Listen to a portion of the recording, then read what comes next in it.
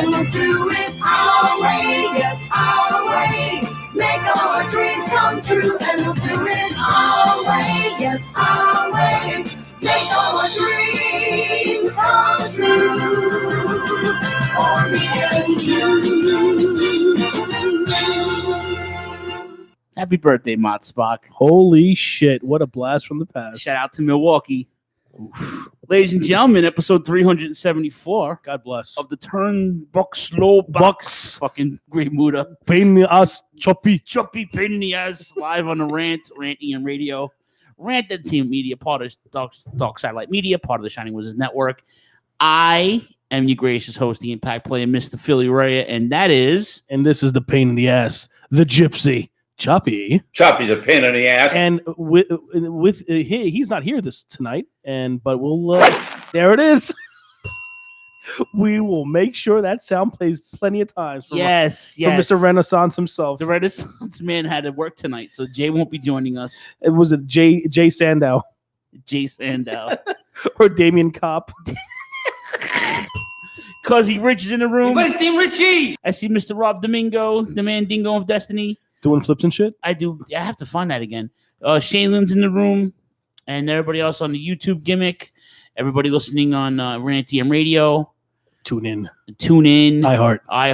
Spotify. Google Play. Squires Walkman. Pasadell's Discman. Wow. You like that, huh? We're all over the place, aren't we? No. You know where we are? I'm over here now. That's right. What's up, my nizzle? Shizzle, mizzle, bizzle. You know what, N-word? Where I'm doing great. N-word? What's going on? N-word? What's up, N-word? What's up, my N-word? What to do, my dude? You know what, nice guy? I'll tell you. What's up there, nice guy? That's what Hi, Fallon. Hey, Fallon. Hey, Fallon. She's got some delicious treats that she's been cooking up lately, and I can't. She said to me yesterday, she's like, can you just go like my stuff on Instagram so she's getting like a little following? And I just have it on Instagram, not like, like that, whatever. So I was like, yeah. So she cooked a pernil. She cooked fucking beans and escarole. Funny enough, the day that Brielle put a pork shoulder in the fucking crock pot, Fallon was cooking a pernil as well.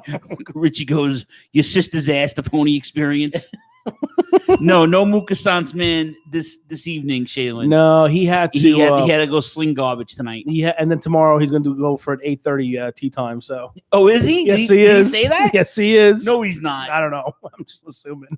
Oh, I was going to say, what the fuck, man?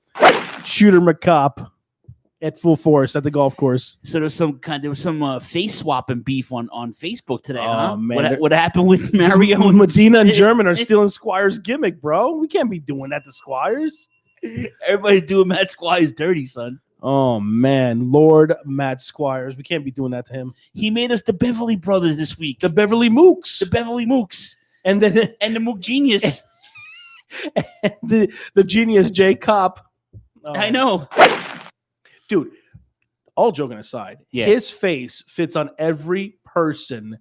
I said that last week. It's insane. He's perfect as the genius. Did you see those fresh mullets we got though today? Oh, dude, from the Beverly Brothers. Oh my! I look like I had a skull and not a mullet. Did you see their gimmick in the AWA? We don't. Wayne Enos and Wayne Bloom and Mike Enos? Destruction Crew. Yeah, they used to come out to We Will Rock You. They look like fucking part of the YMCA crew. Fuck them. Yeah, Richie put one up too. Richie's a sick. I don't know. Wasn't a fan of the Beverly Brothers or the Destruction Crew. I think they sucked. But what do I know? I'm just a regular mook. The AWA was really thin on tag teams at one point. Stop. No, really? They weren't. They weren't for a while. I mean, okay, they had, but when by the time the Destruction Crew got there, it was pretty fucking thin. It was very thin. Yeah. I mean, like, they had the High Flyers, they had the Road Warriors, they had Baron Von Raschke and what's his face and Crusher. They had the Crusher. They had Rick Martel and not Rick Martel. I'm sorry. They had they had fucking Ventura and fucking Adonis. Yep. Adonis. They had the High Flyers, like I said, right? Gagne and fucking Burnzell. They had the Long Riders. They had the two Cowboys. They had the Blackjacks too. No. With Heenan. Yeah. Oh, yeah. They had a bunch of tag teams back in the day, man. Yeah, but then they had the Freebirds. Oh, and then they had the Freebirds. And then Henning and Hall. Henning and Hall and Henning and Henning.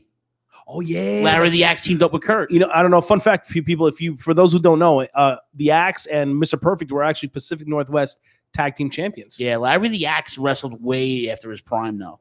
Like way after his prime. I mean, he was good for what he did at his age, and tag team worked because Kurt did all the work. Yeah, he didn't have to do much at all. So how cool would it have been if the Axe and him had won the AWA tag titles from the Road Warriors? Vern would never have done that. You don't think so? Nah, Vern's a fucking yutz. There was when Vern was the Crusher was still teaming with what's his face for a while too. Not Baron von Raschke. The Bruiser? The Bruiser, yeah. The Bruiser? They were still a tag team. They were a tag team for like 30 years. Call me crazy. Wasn't Billy Robinson and Vern Gagne a tag team? They might have been, yeah. Because way before. Bro, way before. Let me tell you something. Billy Robinson, I've seen some of his shit. He was a fucking machine. You know, he trained a lot of the Brits, too. Yes, he did. He trained a lot of the Brits. Dude, he was a machine back in the day. Yeah, yeah. Oh, Billy man. Robinson was the goods, man. If you think about it, I think Regal took a lot of shit from Billy Robinson. Because if you Did he really? If you look at Regal's early shit in WCW, you could tell he had the same movements and swiftness in the ring, just like Billy Robinson. It's insane. Yeah, I like Billy. Richie said Matt Squires hooked me up one. I didn't do it myself. I mean, Matt Squires is the man, dude. I love Squires. I need a road report from Squires soon. Well, it's funny you say that. Stop. I got an inbox from our boy Rods, and he wants us to do a nitro party, like a legit nitro party. So I told him because he has a Horseman shirt from '96. He wants to wear it and call in. What? Yeah. Yo. So I told him that we would definitely do it, but I want to do it. I want to do it on we got to do a good nitro. We got to pick a good episode of Nitro, right? To do it. I was thinking, and if the Wizards are listening, we should do a Nitro party for Christmas this year.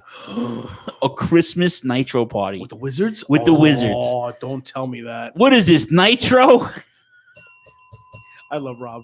Rob is great. What is this?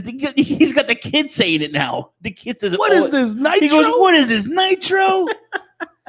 This is some bullshit, man. Oh man, Billy Robinson did he train Shayna Baszler? I'm not sure. You might want to look that up. Billy Robinson trained everybody, bro. At one point, I don't think he trained Shayna Baszler. I want to say that I know Sean trained Daniel Bryan, but I think Daniel Bryan actually trained a little bit with Billy Robinson too. Well, Sean trained with Jose Lothario. No, Shawn Michaels trained Daniel Bryan. Oh no, he trained Daniel Bryan in his wrestling school. And I think Daniel Bryan also went to train with Billy Robinson for a little bit too. Yeah, so we're thinking about doing a Nitro party. So maybe we'll do it for Christmas this year. What episode do you think we should do? We should just, I don't know. Maybe we should get all NWO shirts. I don't know. Yeah. Some Wolfpack shirt. We'll figure it out, but we're definitely doing a Nitro party. We ain't doing Wolfpack. We're doing black and white, my friend. And Matt Squires will be our Lee Marshall like he used to be. So Maniac Mike. Matt. Yeah, we'll give him like a couple of days, couple of weeks, couple of months heads up so he can prepare. Because Matt always comes correct with the road shows. You know what I'm saying? Does he ever? My he God. does. He most certainly does. What was the year where he made fun of Marty Jannetty and there's so many. Robert Gibson, and then you got to go back and look in the Goldberg Sparklers. Oh man. So we're going to be doing a Nitro party, I think, to end this shitty year. But it's really cool outside. The weather's getting cooler. It's my favorite time of year. Yeah, I've been waking up every morning with the temperature being between the 50s and 60s. Yeah. So it's not terrible. Yeah. And my commute's better now. Is it really? I don't have to sweat every time I fucking walk somewhere. It's like a fat, I got that thing going on, so I'm always constantly sweating a medical condition. Not because I'm fat too, but like this whole fucking thing of, because nothing's close to where I live. No. Nothing. The bus stop isn't close. I mean, it's close enough where you can walk. But when it's raining or it's really hot or it's really cold, it sucks. But the last couple of days, it's been a nice little walk to the back and forth to the bus stop. So it's really fucking delicious. Yeah, because you leave with the same weather and then you come back home. Yeah, basically, I leave at 6 a.m, 6:05 like that, 6:05 like Saturday, Saturday nights, and then I come home at like 9. Then I get by the time I get off the bus, it's like 9 o'clock at night. So it's a fucking it's a good day. That's a 14-hour day, 15-hour day, man. So. A lot of people don't realize, for the people that don't live in New York City, you don't know how much we commute over here. It's fucking awful sometimes. But it's gonna get better. If Jordan Cobb can do a GoFundMe to have a sex change operation, I should do a GoFundMe to do a fucking. Who? Yeah, Jordan Cobb he put up a GoFundMe page the other day. Did he really? Yeah. We love Jordan Cobb. That's our boy, a girl, whatever he wants to identify himself as. We love Jordan, but it's pretty ballsy move to do that. If he can do that, I think I should put a GoFundMe up to get me a car. You know why he did that? You know why he did that, right? Oh, because he wants to do a change. No, because the current regime said that if you are transgendered, it's not allowed to go through your health insurance anymore to get it done. And he lives in like Arkansas, so he's fucked to begin with. Yeah, and so Jordan's a wonderful person. I love Jordan. He's really good. Very fucking knowledgeable, nice person, really. Very knowledgeable kid. But like, he put this GoFundMe page up, and I was telling Double A, it's a fucking ballsy move, no pun intended, But I was like, yo, man, if Jordan can do that, I'm gonna do the gimmick. I'm gonna go do a GoFundMe to buy Phil a car. And not an expensive car, just a car. Wasn't there a wrestler a couple of years ago who did a GoFundMe for a flat screen TV? Yes, people did it. Yeah, it's insane. Joking. I'm not putting up a GoFundMe page to buy a car. But people, Turnbuckle Throwbacks has a GoFundMe though. No, they have the we have Patreon. So, yeah, we don't have GoFundMe. But yeah, I mean, we have a lot of there's a lot of not us, but I'm talking about there's a lot of dedicated and loyal wrestling fans out there. They'll do anything for a wrestler that they truly love. Yeah. And then, if people out there really care about Jordan, then, by all means, please do it. I mean, dude, Jordan's our people, man. Yeah. He's been friends with us for years. He's a good person. And man. He's going through some shit. He came out, whatever. He posted that. I was like, that's a fucking gutsy move, man. And it got me thinking. I'm like, you know what? If this motherfucker could do that to get a new gender gimmick, I should get a new whip. You know what you should get?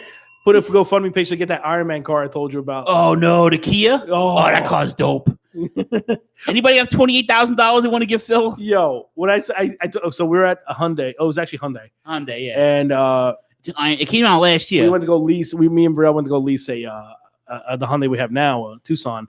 And I look at this fucking gem of a vehicle. And I took pictures of it. I sent it to Phil. And I was like, Phil, look at this. And Phil was like, get the fuck out of here. Make me poor right now. I want that vehicle. Take all my money. It had Marvel. Instead of having like the Hyundai symbol, it had the Marvel symbol. It's all Iron Man. And then it said Iron Man. Oh, my God. It was so sick. I want this car. I was like, and I looked at my wife and I was like, babe, I want that car. And she's like, no, absolutely not. We're not going to be riding in an Iron Man vehicle. Can someone buy me the Iron Man car? Go fund Phil. Name of the episode, Go Fund Phil.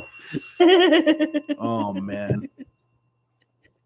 So today, my son, that kid is infatuated with Uncle Phil. Yeah, I get in the car, like, Uncle Phil. He said something like, I'm going to the beach or something. No, he saw the beach on his phone. And he's like, and then Uncle Phil was like, do you like the beach? He's like, no. Uncle Phil don't like the beach either, only at night when they can't see me because they outlawed whaling, I told them. That kid is in love with you, dude. The best is when he said he goes, he's asking Chubby for chicken nuggets. Daddy, can I have chicken? What do you say? Nuggets? No, please. Oh, he goes, oh, please. I like how we emphasize the please. Please, baby. He goes, please, baby. Baby, please. Baby, please, he says. Like he's singing, baby, please. Give us some nuggets. Reminds me of Bebe's Kids. Bebe's Kids. Oh, that movie was fucking amazing. The kid's a riot. He's a riot. Yeah, he likes you a lot. I love how like a year ago, doctors are like, he's never going to talk. I was like, get the fuck out of here. You leave the kid alone. He's going to talk eventually. He won't shut the fuck up now. What was the name of that device that we used back in the day where you typed in the words and it just fucking spoke? Oh, the speak and spell? Oh, dude. Cock, meat, sandwich. Yeah, speak and sky. Waffle twat. Twat, waffle. Eat a bag of dicks. Eat a bag of fried dicks. Go fuck your hand. Go fund me a new car. But yeah, man, it's been a crazy year. Crazy. He talks a lot more now than he did before. It's the highlight of my fucking year. It was great. Like the smile on your face when you see him talk, it's priceless. He's Uncle Phil. I love you. I said, I love you too, buddy. He goes, I love you. And then he goes, Uncle Phil, what time is it? I'm like, it's time to go to bed. He goes, it's time to go to bed. He goes, I was like, I've never seen a kid more excited to go to sleep before. That's because he didn't take a nap today. That's why. Nap today. He was like, I'm going. Then he kept like, what time is it? I'm like, it's go time, mother jumper. So I was wearing my Iron Man t-shirt at work this week. Tony Stark makes you feel easy. Cool. Funny you should say that because one of my bosses, Mark, what's your name? Mark? How'd you know? Wait a minute. Wait a minute. And he's like, yo, is that Gigantor on your t-shirt? Gigantor. Exactly. I was like, did you just say Gigantor? Did you hear Helmet's version of that? No. There's a Hanna-Barbera cover record, and Helmet does a cover of that. Stop. Yeah. Really? Yeah, man. Does he do Herculoids? No. Oh, Gigantor. Gigantor was the shit. No, but this was the shit right here, though, dude. This was the shit right here. Enlighten me. No, this was the shit right here. What do you got there? It's coming. Load YouTube. Tony Stark makes you feel he's a cool exec with a heart of steel. As Iron Man, all jets ablaze, he's fighting and smiting with repulsor rays. Amazing armor, There's Iron Man. a blazing bomber. Iron Man, the ironclad superhero, better known as Tony Stark. Was that when he was wearing the gray iron suit? No, this is the Mach 2. Yeah? Yeah. Oh, look at you. Yeah, I have all of them, the whole series. I know you do. Love that shit. I still what I was scoring today, hopefully it's done by tonight. I got the entire series of G.I. Joe. Listen, I saw the box set today for $500 and I want it. It comes in but it's toys, isn't it? No, it comes in a Foot Locker. But it comes with like scripts and comics and that's pretty cool. A thumb drive. And like I was like, I want this shit. And I'm like, man, I'm just gonna go online and bootleg that shit because I can't. That's fun. I have the money now in the bank. I just can't justify paying $500 for fucking Iron Man, dude. G.I. Joe. I was watching an episode of a Family Guy, and Chris was caught with the bottle of vodka in his hand, and then all of a sudden, Duke pops out of nowhere. He was like, "There was more than 20,000 deaths of alcohol-related deaths last year." And he was like, "Oh man, now we know." And knowing's half the battle. The box set comes with every PSA. Oh no! It comes with the Hasbro commercials. It comes with the Toy Fair introduction to it. Really? Yeah, this thing is, dude. This box set, I posted online this afternoon. No, I saw it. It is fucking amazing. I mean, one day I'll get it eventually. Ron Singh said he bought it when it first came out. Really? $500 it is. Ron Singh's a magician. All right, go fund Phil for his G.I. Joe fucking habit. It's only $500. It's people. only $500. That and if we could just get 5 people to give him $100 a piece, it'd be great. Hashtag go fund Phil. Go fund Phil's healthy habit. Go fund Phil's healthy habit. Well, I told my friend the other night, she was like, I said something and she just made a face and I'm like, I said, I'm a geek, I know. She's like, yeah, but it's not bad. You have.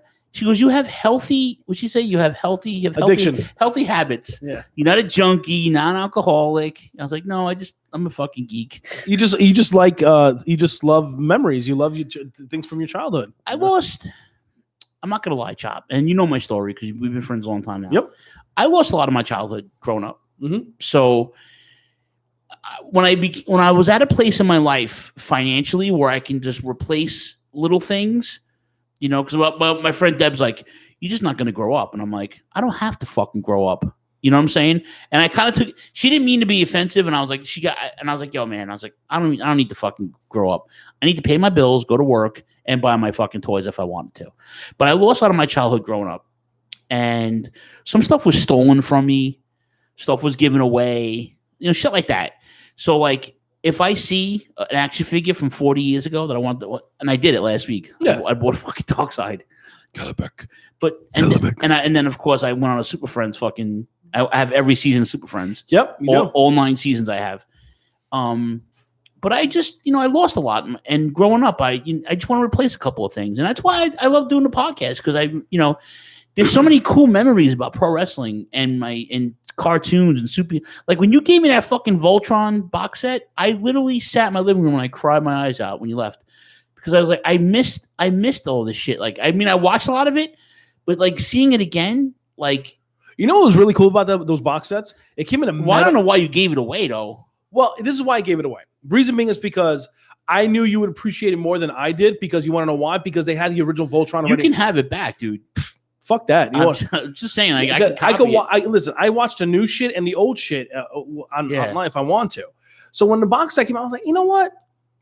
I'm not gonna need this because I'm pretty sure I'm gonna give it to somebody who's gonna appreciate it more. And I just give it to you. Yeah, it was fucking dope. And what made it cool about that collection? It came in a metal tin. Or every lion. Every 5, it was a color for every identifying lion in the Voltron set. And if I know Phil's gonna like this, so I gave it to you, and I knew you would appreciate it. It's fucking awesome. I mean, don't get me wrong. My childhood wasn't this terrible fucking. No, it was not. But it was. Like, I tell people all the time, and my cousin Richie can testify to this because he lived on my. When my cousin moved, by the time my cousin moved to my block, because he lived in Ridgewood, we lived in Lower Ridgewood. But by the time he moved to my block, like things were getting a little bit better. But when I tell people all the time, when it was good, it was really good. Yeah. When it was bad, it was fucking awful. And I lost a lot of it. So I'm just replacing shit in my life that, you know, it doesn't mean much to me. Like, I bought baseball cards from like a couple years ago. I replaced a set that was stolen from me, right? They are worth nothing. But I had a friend in the fire department, my buddy Mike, who just retired actually. He was with the fire department for like 30 years. And his hobby was building sets from like the 60s and 70s to now. And what's up, Mr. William Morgan? Mr. Will I Am Morgan.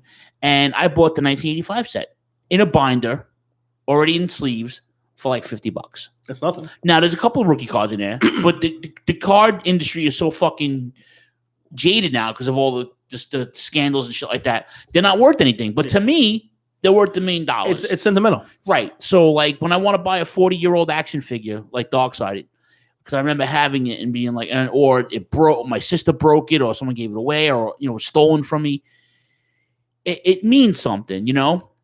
So when Elaine gives us those LJNs, he gave us Sheiky Baby, he gave me Andre. I you know, that's cool, man. I remember having that shit, man. The only sports card that I will ever want ever in my life, and I lost it, I have no clue what happened to it, is my Michael Jordan rookie card. You know, that set, the Michael Jordan set, the Fleer set with him in it, is worth about $30,000. I wouldn't be surprised. Yeah, I want that rookie card. If I could find it one day, I will buy it. Even though I don't know how much it's going to be cost, because it is a 40-year-old card now. So who knows how much it would cost? But I would definitely want that fucking card. It's really nice. But there's a lot of things that I like. I miss. I miss my fucking Thundercats action figures. I miss my fucking He-Man action figures. And that was the thing too. I didn't have a lot of each one. So like I only had like Panthro. You know, I only had He-Man. I had more He-Man. Then I had toys that my friends didn't have because my mom would shop in like McCrory's or Woolworths, and I had the A-Team action figures. That A-Team action figures? They had two different kinds. They had the tall ones, and then they had the action figure ones. You know. But the action figure ones didn't have swivel arm grip. They had the original Joe fucking like the jerk off hand. When it came to Thundercats, all I had was believe it or not, I had 2 Lion-Os. The reason I had 2 Lion-Os is because I broke one by accident. So I had 2 Lion-Os, I had a Panthro, and I had Mum-Ra. Those are the only 4 I had Mum-Ra and Panthro. And I'll be honest with you, Mum-Ra was probably the best action figure out of the whole lot. I just like the way it looked. It looked so fucking dope. He did look dope. And it was, and they were big too. They weren't small action figures. They were like pretty sizable action figures. They were really big. Yep. And I loved them all. And then I also had one figure that I know I had that no one had was Rambo. I had a Rambo action figure. I did too. No, I had Commando. Yeah, Commando. Schwarzenegger. Yes. And he came with the painted face and the fucking. I remember that. I had Rambo. You know what else I had? Raiders of the Lost Ark had action figures. I did not know that. I had the German dude. Remember the German dude with the hand burnt? I had that figure. I had random action figures, man. It was crazy. Man, just the stuff that pops into my head just by you. Yeah. I had a bunch of shit. I had a lot of obscure shit. I had I had Skyhawks. Silverhawks. Yeah. I had Silverhawks. I had Centurions. I had the Sky one. I never had Centurions. I had a Centurion. I never had any of that. Yeah. But I had Skyhawks, and I love Silverhawks, and I love that fucking series. It was like What was it? What could I compare Silverhawks to? It was like the same people who did Thundercats. It was like the space version of Thundercats. Let's just say, put it out like basically, that. Yeah, fantastic show. I loved it. Silverhawks. I missed. I still have a Silverhawks action figure. Actually, That's dope. it was the buzzsaw, the robot with that was green and with the saws. I had what else did I have? I had a couple of cool toys. Oh, I had that dude. Remember Black Star? Yes. I had him. Yes. Like I got him in like McCrory's was the premise to the dollar store.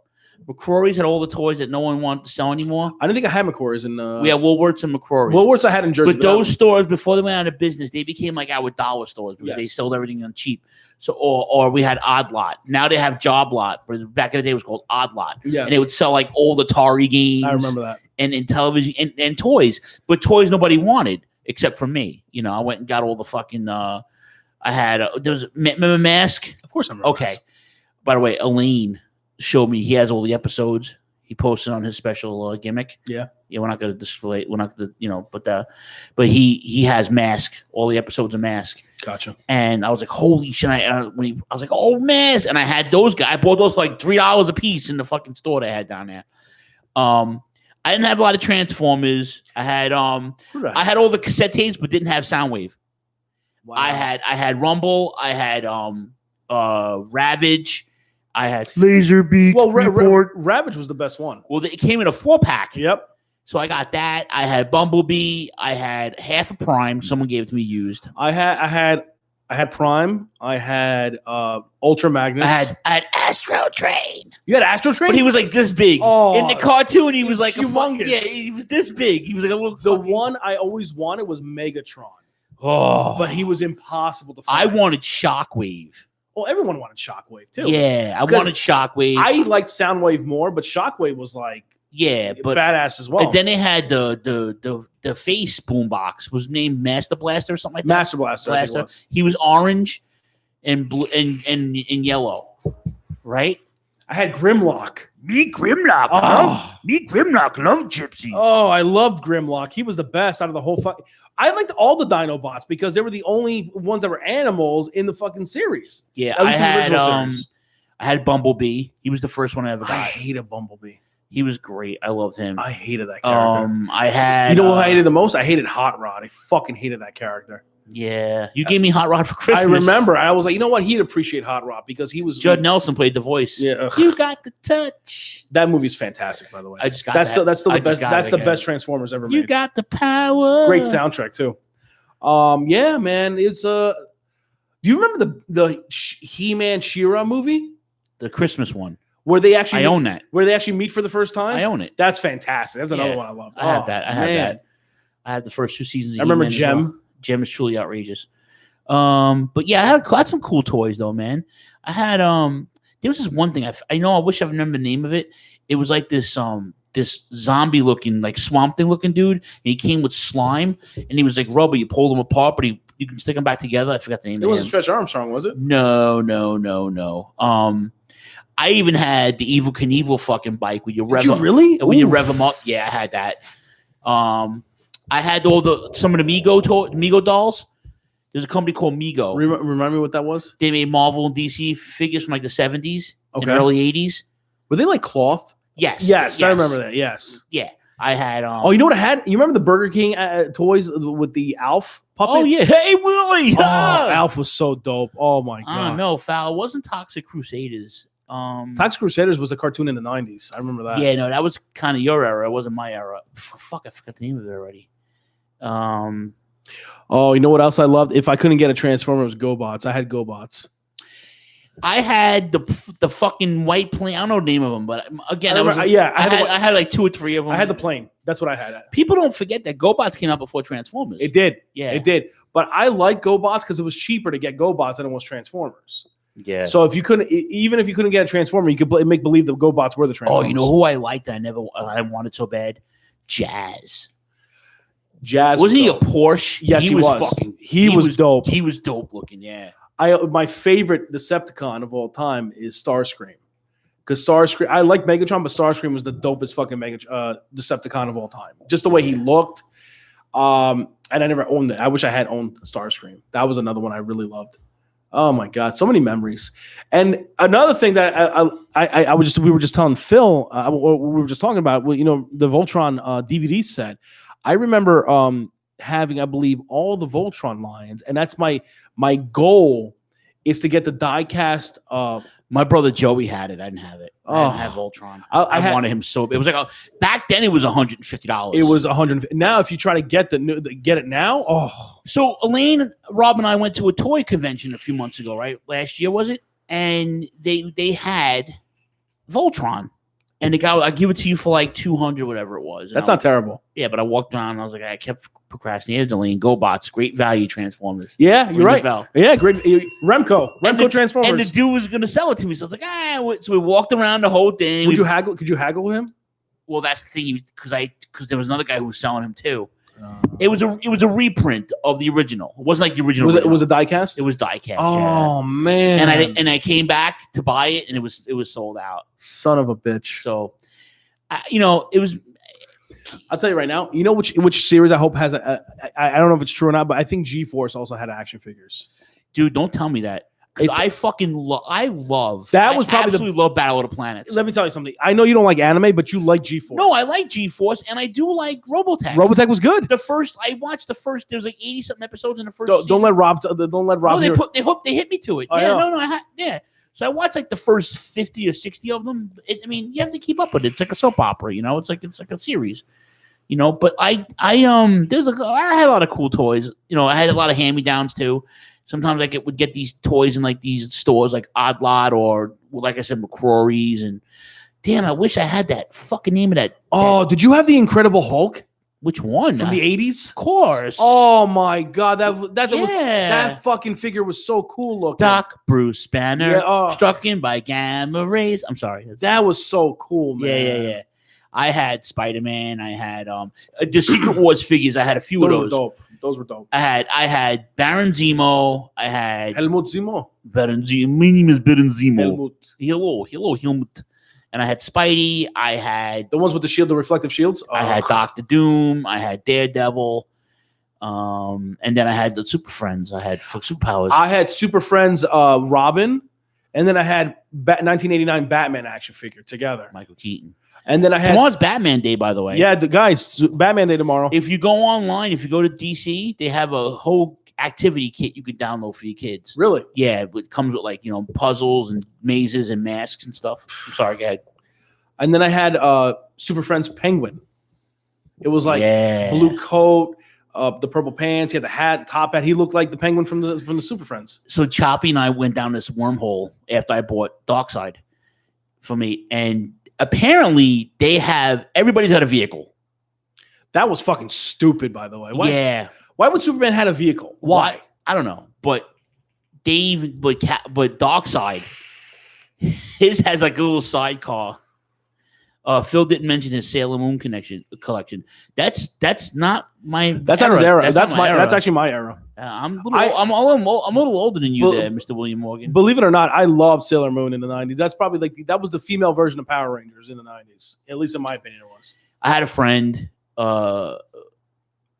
probably as big as a Robotech fan as Elaine is. Really? But my friend Gerson, we called him Pickle. One of the greatest drummers I've ever jammed with. Amazing drummer.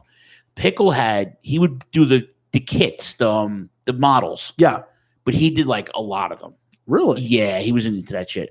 But yeah, I didn't have Sailor Moon. I had oh man, I had so many, wish I had the name of that. Was it in Mangalore or something? It was this fucking it was like this swamp thing looking dude, and he came with the ooze, and it was like my mother hated it because there was ooze everywhere. I wasn't very sloppy with it, but one of my favorite toys growing up was Gak. I didn't have that. Was a Nickelodeon thing for you guys. Gak was shit. I wasn't into that. I was way Gak too old was for that. dope. Yeah, you know what I liked about the 90s? I had the Real Monsters figures. Those were good. I had the one with the eyeballs. I forgot his name already. Crumb, yeah. It was Crumb, and then it was Oblina, and then Icarus. I love that show. That show was fantastic. Did Rocko's Modern Life have toys? Probably. They all had toys. I know Doug had toys. Yeah, Ren and Stimpy. Oh, yes. Yeah. You bloated sack. I had a fucking Ren. This is dope. I had a Ren bookmark. Because it's a rubber wren, and he's run over by a car. That's awesome. That show was very underrated. I don't think they tried to revive it so many times, it just wasn't the same feel anymore. Yeah, I know. I remember watching Rocko's Modern Life and just being amazed that Rocko was a sex operator in the first season, and then the next season he was a comic book store guy. You bloated sack of protoplasm. Remember when Ren and Stimpy were fire dogs, and that 700-pound lady saved my baby, and she throws the baby out. What was that? Save my oh. Wait a minute. What was that sound? Save my horse. The horse falls. Crunch. Oh. How'd that fall, Mr. Horse? Didn't like it. Didn't like it one bit. It hurts. And then she goes, "Save me!" So Ren just throws the fucking the trampoline, Yeah. and she comes flying. Her ass is flaming. I remember the one episode that sticks out of my mind is when Ren and Stimpy go to the beach, and then Ren gets so fucking like discouraged that his body was so thin and frail, so he gets like plastic surgery to make him look like all muscly and shit, and then he ditches fucking Stimpy because Stimpy used his butt to give him his pec implants. You remember when they tagged up? They were wrestlers. Yes, Mad Dog Howick and Killer Cadogan. Take me, Ren. I don't want you to have all the fun. Oh no, Stimpy. Do you remember Dexter's Laboratory? Oh yeah. Remember when Macho Man was wrestler? Wrestler. And I am the champion. Uh-huh. And then he was like, No es Tito Santana, no es Ricky Steamboat, no es nobody. Nunca. And you want to know why Macho was in that? Because Cartoon Network was a subsidiary of TNT and TBS. And they probably went up to Macho like, "Yo, you want to be a voice of a wrestler on a kid's show?" He was like, "Yeah." He was like, "Oh, yeah." No, Mr. William Morgan, it's Powder Toast Man, not Cereal Toast. Powdered toast. Powder Toast Man. From Ren and Stimpy? Yes. Oh, man. You bloated sack of protoplasm. Wow. Then they were selling rubber nipples. No, sir. I don't have any need for that. And dude's like, "Call the police." Oh, man. So good, those shows. And a lot of them were like very adult oriented. Like, yeah. especially Rocko's Modern Life, especially when Mrs. Bighead wanted her to give her a massage in the bathtub. I was like, oh my God, this is great. Kids don't know these days. Oh, Kids don't know. You idiot. Oh my God. It's been almost 40 minutes and we still haven't talked about wrestling. If you look at my high school yearbook shop, they have the picture of all the homerooms. Yes. I got a Ren and Stimpy. My friend Chuck Gilmore is on Facebook with me. They would call us Ren and Stimpy. I have a flannel shirt on with a Ren and Stimpy shirt under it. That's awesome. That's great. You idiot. You bloated sack. Anyway, this is a wrestling podcast. Guys, we're so sorry about this. We were just reminiscing about, the 80s and what we grew up on. We apologize, but it was good, great talking about this stuff, man. I'm building a villains shelf. That's why I bought Darkseid. Oh, yes. Speaking of which. Oh, Choppy got villains too, right, Chop? Yes, I have. So, Choppy's doing a specific villain shelf, though. My next side project right now is basically, I don't know if you guys could see it, but I am doing a Sinister Six Rogues Gallery. That Rhino was delicious. I love Rhino, one of my favorite underrated characters. But one of my favorite characters of all time is Hobgoblin. Yes. Because Hobgoblin is a character that has multiple guys that have held the mantle. And Green Goblin's has been like two guys. So Green Goblin was Harry Osborn. Norman and Harry. Norman and Harry. And Harry actually dies in the comics eventually. We forgot Cow and Chicken, yes. Cow and Chicken was all right. I'm not a fan of that. It was aight. And I'm adamant that I'm going to try to collect every member that's been associated with the Sinister Six. And eventually, you're almost done, right? Oh no. And you have Craven, right? No, I'm winning on that one still. And I also have Mysterio. So there you go. And water shoots out of his nipples. Yeah, apparently, but I don't have the little cup that goes behind it to shoot the water out of his nipples, but it's okay. You should just put water in your mouth and go. These action figures that you see, I don't know if you can see it in the camera, but they're the ones I grew up on. This is from the 1994 Spider-Man animated series. That was probably one of my favorite animated series of all time because which is on Disney Plus now. Yes. And with Madam Web. I like Madam Web a lot. It was good.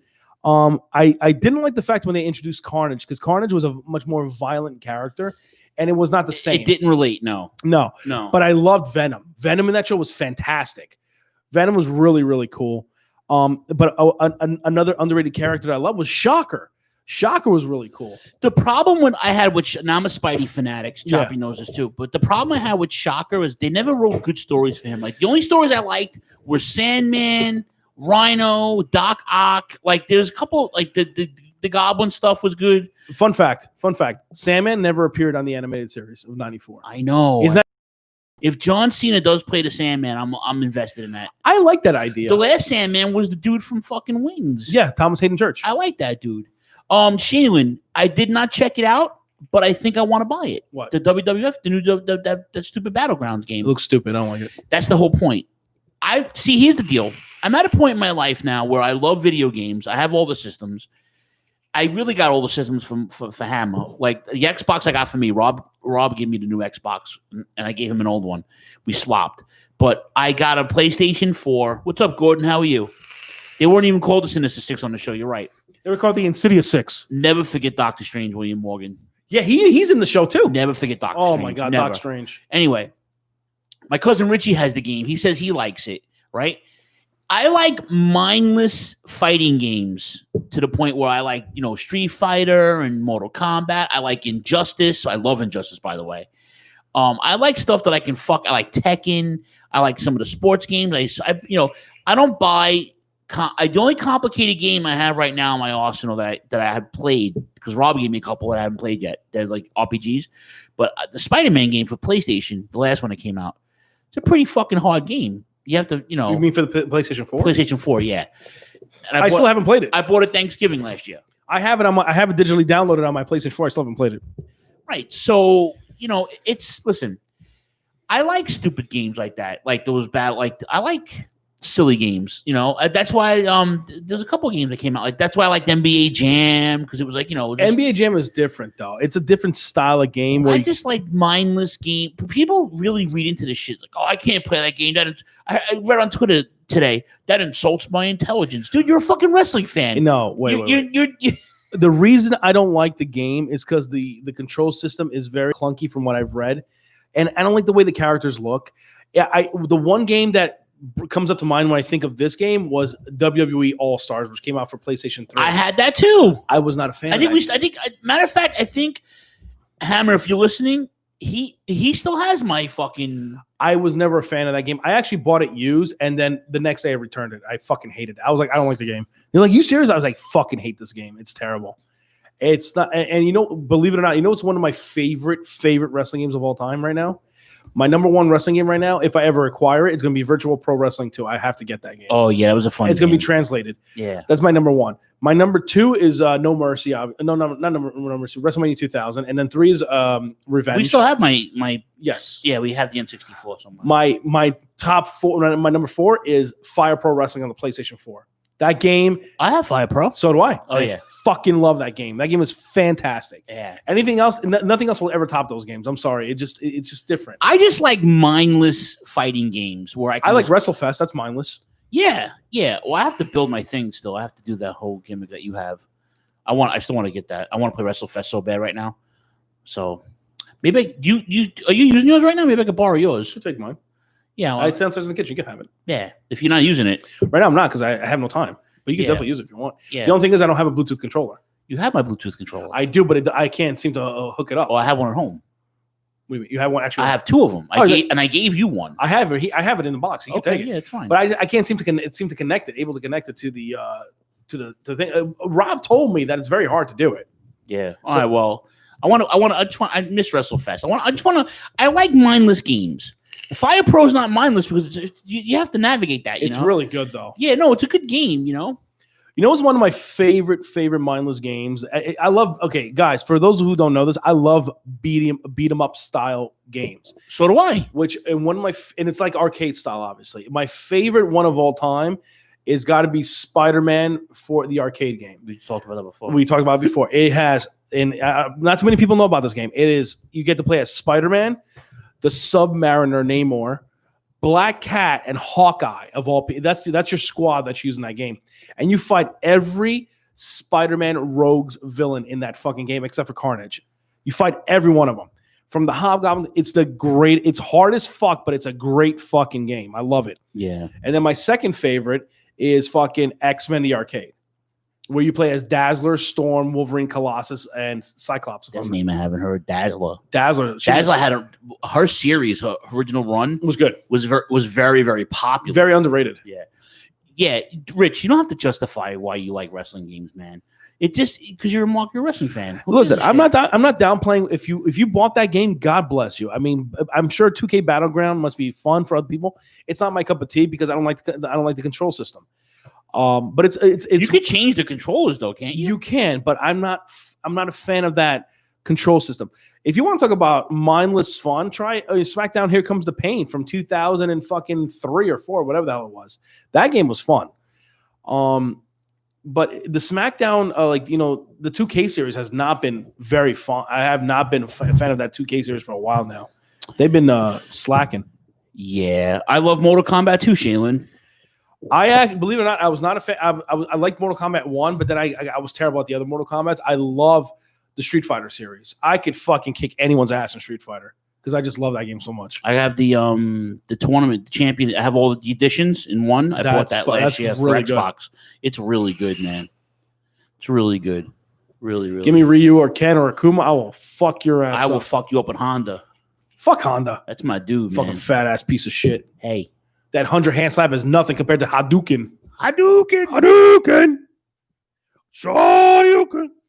There's a series on Netflix called High Score. It's 6 episodes, and it's the evolution of video games. I highly recommend it. It's like on which one? It's on Netflix. Is that the documentary series? Yeah, I just finished watching it. It's a quick watch. It's only like 40 minutes an episode. There's 6 of them. It's really good though. It's fucking great. I can't wait to see that. Yeah. Philly, we got to start talking about wrestling. Yeah, man, we got a wrestling show to talk about. But just getting back to Battleground, it came out. My cousin said he likes it. A few people like it. I told Hammer last week and he was over the house. I said, I think I'm going to buy it eventually. Maybe when it goes down in price, maybe, I don't know. It doesn't matter. But this is a wrestling show. And we got we got a cool throwback for you tonight, actually. We do. Like we mentioned before, if you didn't catch the beginning of the show, we opened up with a Milwaukee special from Mott Spock. Happy birthday to our brother.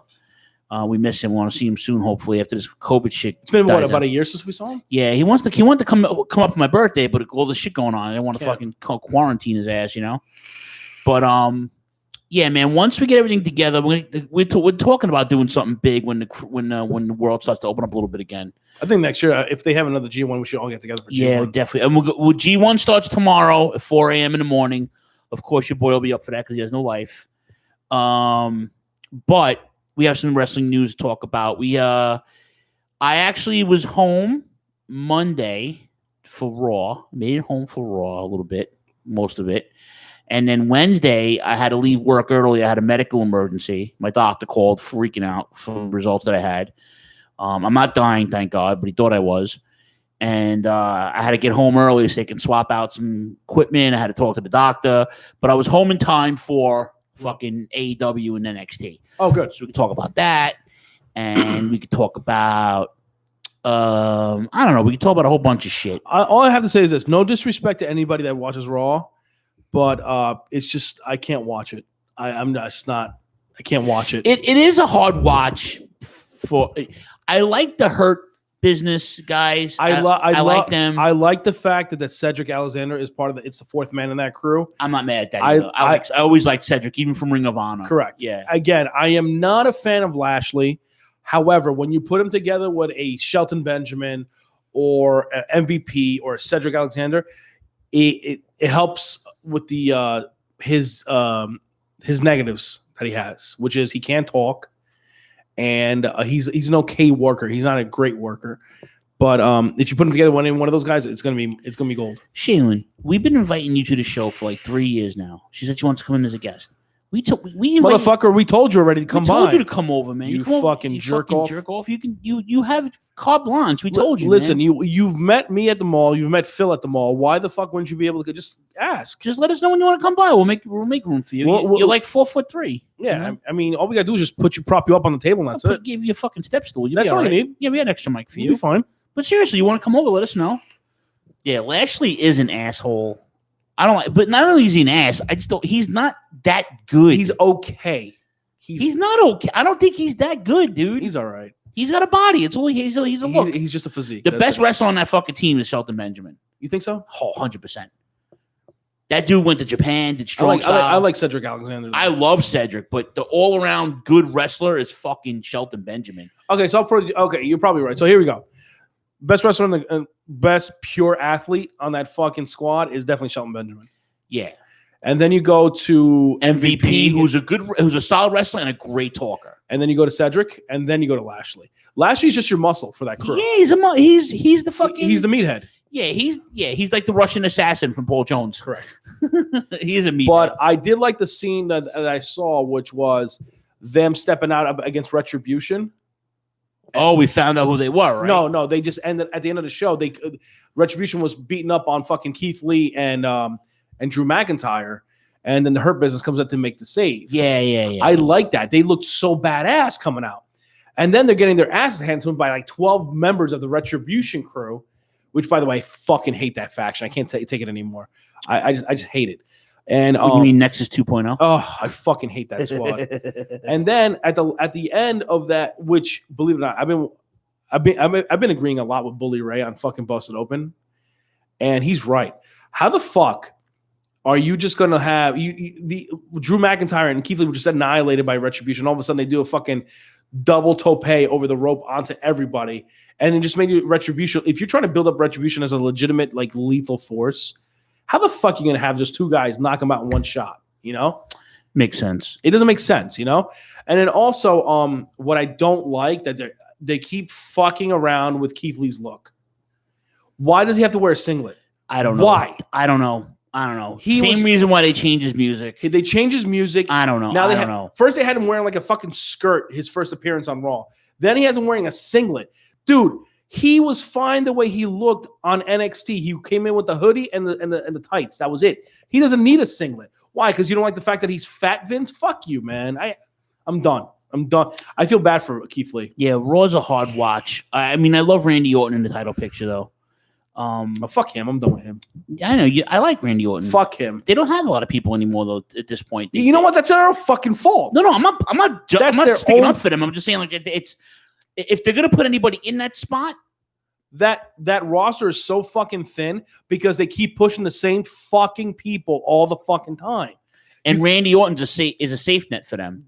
It's the same fucking face all the time. I'm not saying Randy Orton's not a bad worker. He's a phenomenal. He's probably one of the best wrestlers in the last 20 years. He's phenomenal in the ring. He's smooth. Right? He is like HBK smooth. That's how good he is. Yeah. He's smooth. Okay, yeah, all right. He's smooth. Okay, that's fair. That's fair. I can't stand seeing the same fucking people on my television screen every fucking week. Yeah. We have Seth Rollins all the fucking time. Buddy Murphy. We lost the fucking AOP because they were always, quote, injured. How about fucking Randy Orton injuring himself constantly with his shoulders? They're still pushing Dominic. And Dominic is supposed to be their number 3, number 4 babyface. Why? Because you got to keep in mind, Buddy Murphy made him look like $1 million trillion in those matches. And so did Seth Rollins. And now everyone's like, oh my God, Dominic is the greatest fucking wrestler. No, he's not. Easy. Yeah, slow down that train. Yeah, shut the fuck up. Because seriously. Could you imagine if this had a crowd? He'd be being booed right now because they're like, especially like in Philly or New York or Chicago. Forget Fuck that, man. Fuck that noise. I like Dominic for what he's doing right now, but he's still wet behind the ears. He needs a lot of learning to do. I agree. And I'm going to say this until they stop it.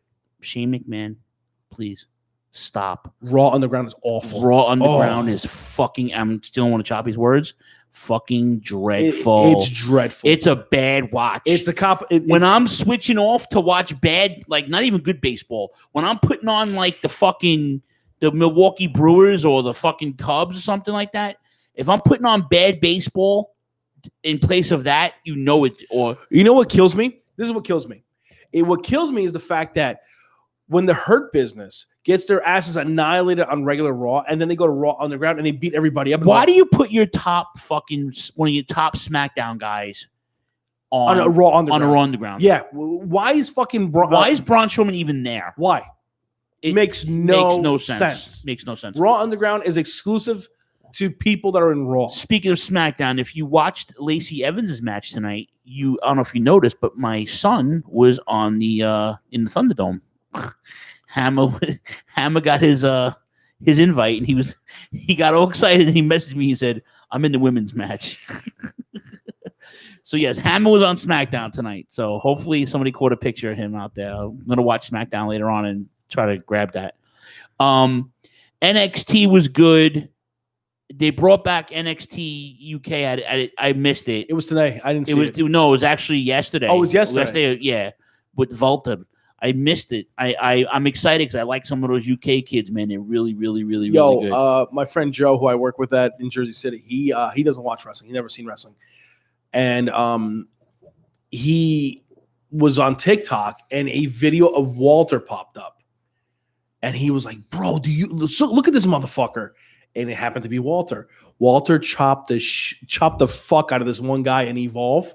Oh, he was like, "Yo, that shit look insane." I was like, "You want to see something else?" I showed him the video of him chopping Adam Cole. Oh, from NXT. NXT. Oh, how about the chop from NXT Brooklyn? Oh, forget it. That we heard up in the Boondocks. Oh.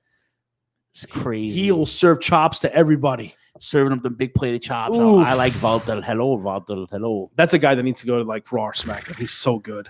Man. Actually, you know what? Fuck that. He should not go to any one of those shows. Just stay on NXT and that's it.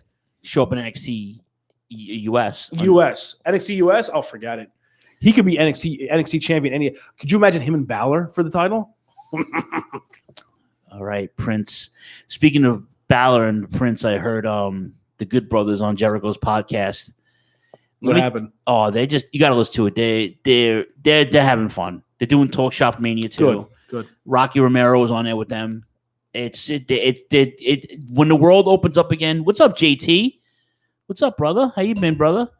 But when the world opens up again, some good wrestling's about to happen. I can feel it in my bones, man.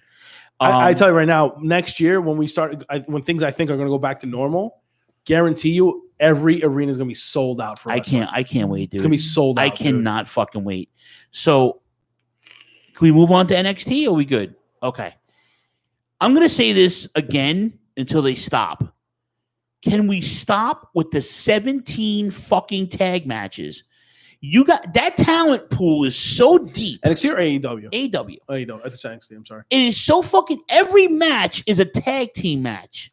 You know what's every fucking. They had maybe three singles matches. You know what's the problem with AEW? Oh, that's a problem. Here's the problem with AEW, and it's not a bad thing. It's just the way they're doing things. They have such a deep roster that they have to put everyone in tag matches because there's not enough time to do singles matches. Because, okay, you have two shows. You have AEW Dynamite and you have AEW Dark. AEW Dark is the show that you should put your scrubs on so they can get experience for TV. AEW Dynamite is where you put all your main event talent on to solidify your brand. I understand that. But it's like what you said. When you see the Dark Order in an 8-man tag match, or you see every fucking match is a tag team match. It's fucking awful, dude. I don't get me wrong.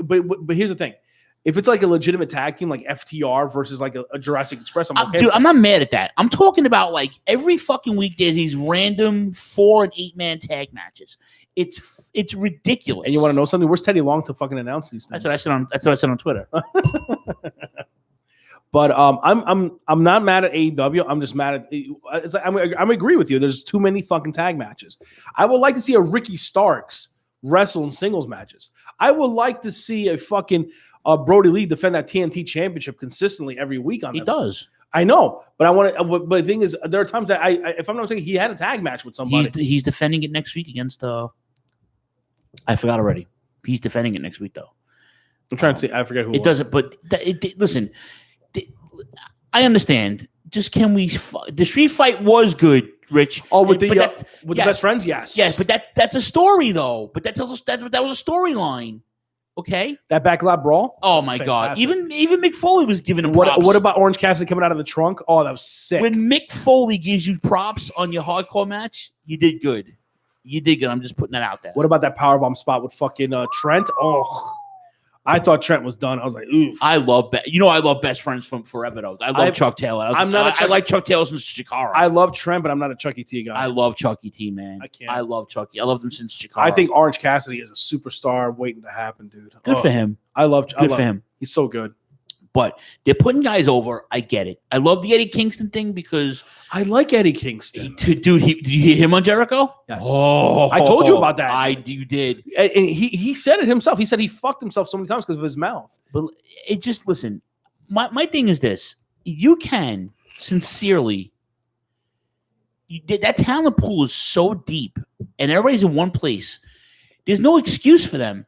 They can fucking and don't blame Tony Khan, don't blame the Bucks, don't blame Omega because they're producers because they're not even implementing themselves in storylines. It's all about now. They're just now getting around to making Kenny a singles guy. They're just now to making the Bucks like heels. All right, so like and now Paige is up on his own now. So they're splitting. Don't blame them. Don't be surprised. And ladies and gentlemen, don't be surprised if remember the match with Jericho and fucking Kenny Omega from last year. What, you mean New Japan? No, from from AEW. Yeah. Yes. Remember when that match was over and John Moxley appeared behind appeared behind Kenny Omega? Like I guarantee you the same thing's going to happen, but this time Kenny Omega is going to turn heel on John Moxley and go for the title now. Mm-hmm. All right, I wouldn't be surprised. All right, but again, it feels right. There's too many tag matches on the fucking show. It needs to stop. Stupid, man. It needs to stop. Listen. Some of the stuff I'm good with. The parking lot brawl was great because it told the story. Okay, the Bucks I'm good with. FTR is good because they got Tully. I'm feeling that. Did you like the MJF's promo about how he was like, you want to know something? Everyone has a stable all of a sudden, so maybe I should get a fucking stable now. Yeah, now he was teaming up with fucking. They're fighting Moxley and the new guy. What's his face? Oh, Ice Train 2.0. Fuck, what's his name? Their version of Big E. Damn, what's his name, dude? I call him AE Big E. Will Hobbs, I think it is. Or Hobbs. I call him their AE Big E. AE Big E. Yeah. But yeah, no. Again, too many fucking tag matches. Please tell me some more. Well, they're doing another 6-man between John Moxley, Hobbs, and fucking Darby Allin against the fucking FTW crew. It's a lot of 6-men, dude. Too many. And I'm tired of seeing Jake Hager. Can we just fucking get rid of him? He's the worst. He is like a cancer to that roster. He's dismal. Oh, man. He's awful. He's fucking terrible. He was awful in WWE. He's their Bobby Lashley. Oh, he's their Bobby Lashley. But he's a better worker though. I'm a mere American. Can you believe? And here's another thing. Can you believe he's a 2-time world heavyweight champion? Don't get me started. Oh. A lot of guys hold that distinction and don't deserve it. I don't get it. I don't. Excuse me. I don't understand it. And then you got guys like Ricky Starks, man. That's a super. I love Ricky Starks. I would have had to love him beat Cody for that title. Because that title is so reminiscent of the NWA television title. And listen, they're going to do it right. I mean, at least the inmates aren't implementing themselves in all the gimmicks, which is fine.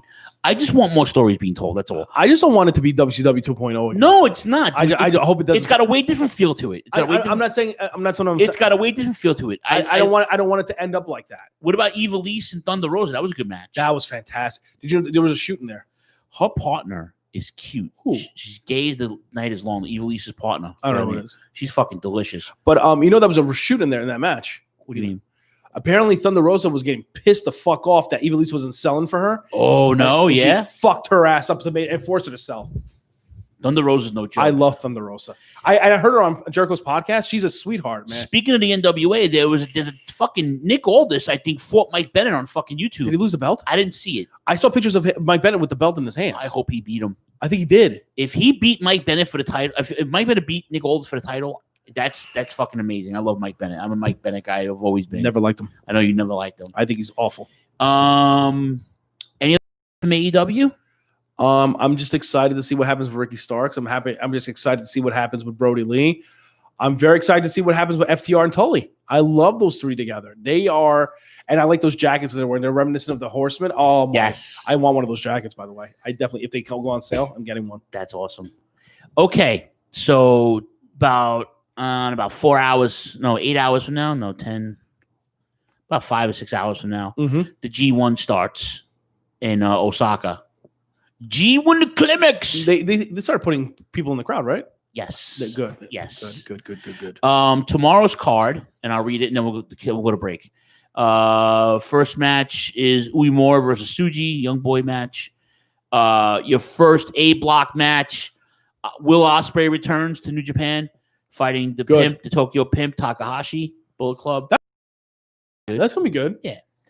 Somebody wrote, "Can Takahashi go back to fighting young boys?" Oh, because the roster needs a big.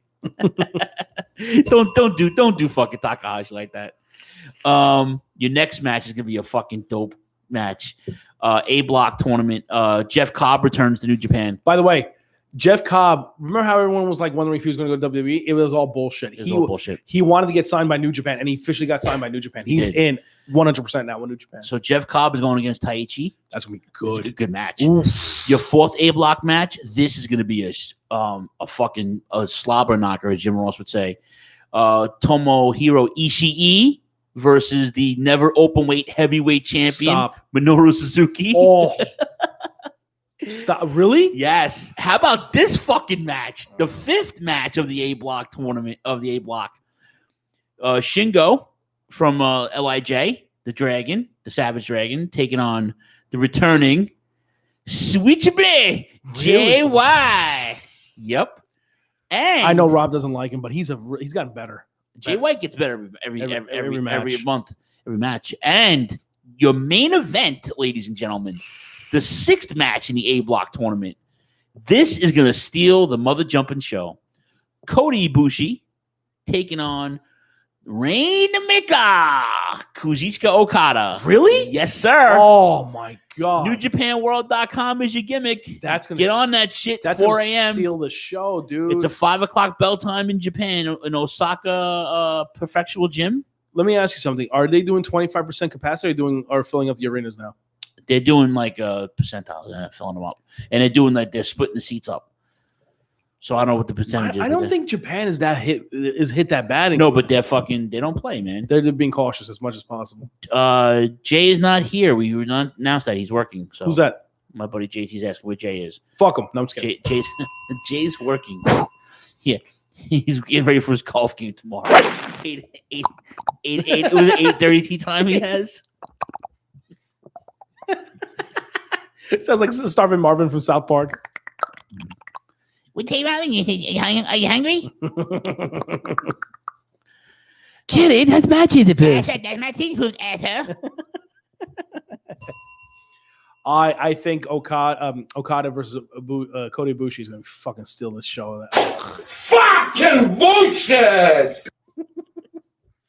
I'm excited, man. I'm going to try my hardest to fucking either stay up tonight or fucking go to sleep and wake up. If you watch the show, just give me the results. I'm gonna be asleep by then. I'm sorry.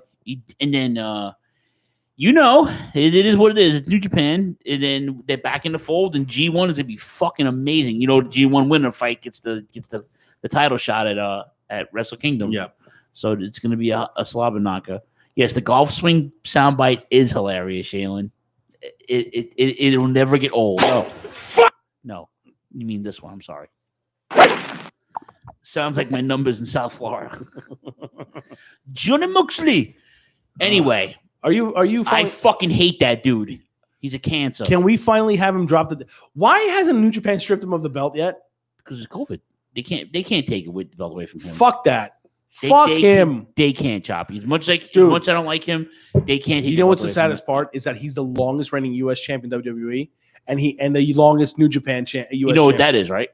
Fucking bullshit. I agree, and I like John Moxley, and it's just I can't deal with. No, sanitation doesn't work, But when you work a shift, come home this afternoon, and have like a 4-hour in between, kind of want to go to sleep. So he had to work, and then he had to be back in. You know what? Fuck New York sanitation. Fuck them. Fucking bullshit. I love Jay, but that fucking crew pisses me off. I had everything nicely laid out for them last week, and they left cardboard on the side of it. I'm like, these motherfuckers. They like to pick and choose one. You need to call 311 and tell them this is the worst town I've ever been in.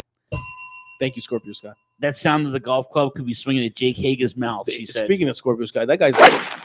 Don't get me started, bro. That guy is a superstar waiting to happen. That guy could talk. He could work. He has the physique. Come on, man. All right. Give my man a shot. Give my man a fucking shot, yo. Ladies and gentlemen, it is about that time to take a quick break. Let's plug our friends. Come back. We have a really cool throwback for you tonight. It's not too bad. It's not too bad. Not as bad as last week, but it's pretty good. Not as bad as last week. Next week's going to be a fucking barn burner. Which was? Oh, no. Oh, don't tell. It's a 2000 WCW, isn't it? Yes, it is. Oh. Why do you do this to me, man? You guys, listen. We talked about this already. Fucking bullshit. Phil, I've come to a conclusion of an epiphany. We got to do Smoky Mountain next week. Let's do Smoky Mountain next week. I can't deal with these WCW 2000. I've been watching Smoky Mountain for the last 3 weeks, bro. I'm all ready for Smoky Mountain. We haven't even touched Smoky Mountain wrestling. Can we do Smoky Mountain? Let's get on it, man. Let's start doing it. What's the first episode? 1993. What do you remember the card roughly? Oh God, it's a war between Jim Cornette's crew and Bob Armstrong, Bullet Bob. The Armstrong. Heavenly Bodies. The Heavenly Bodies, yeah. Oh, I want to see that. Dr. Tom and Jimmy Del Rey.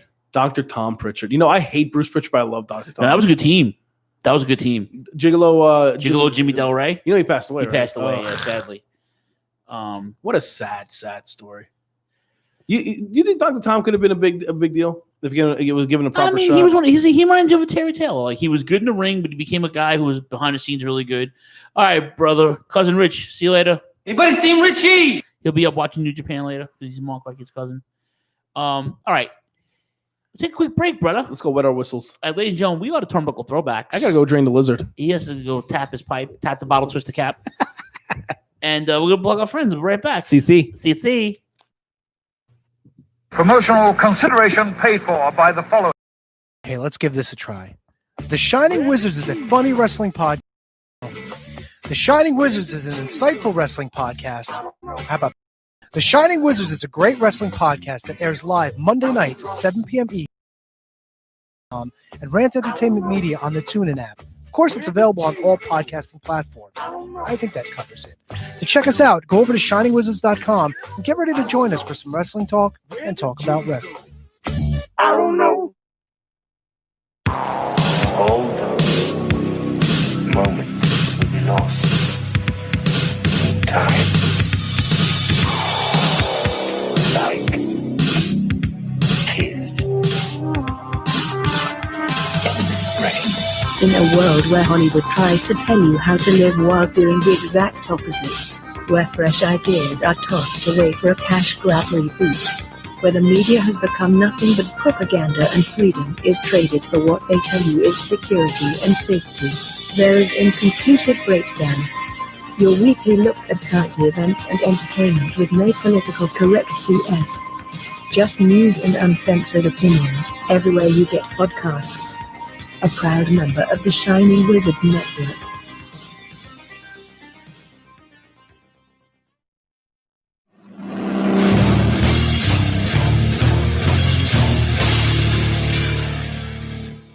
Horns up, beautiful motherfuckers.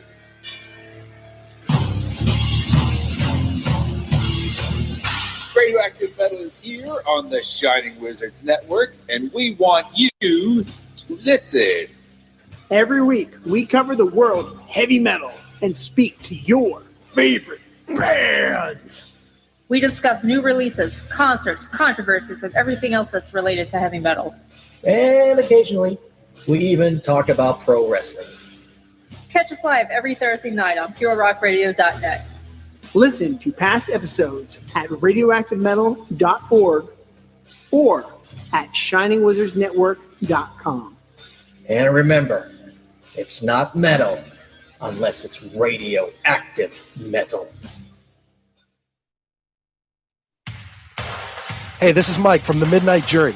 When you are done with this show, join my co-hosts Adam, Cal, Sydney, and I every Friday as we travel back to the last old school generation of the 80s and 90s to review the best and worst in pop culture, horror, and occasionally pro wrestling on WLWstudios.com or the Midnight Jury feeds on iTunes, TuneIn Radio, or Player FM.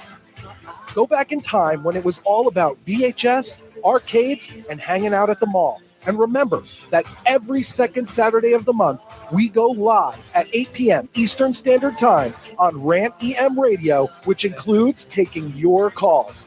Once again, that's the Midnight Jury on iTunes, TuneIn Radio, Player FM, and our home, WLWstudios.com. We'll see you there.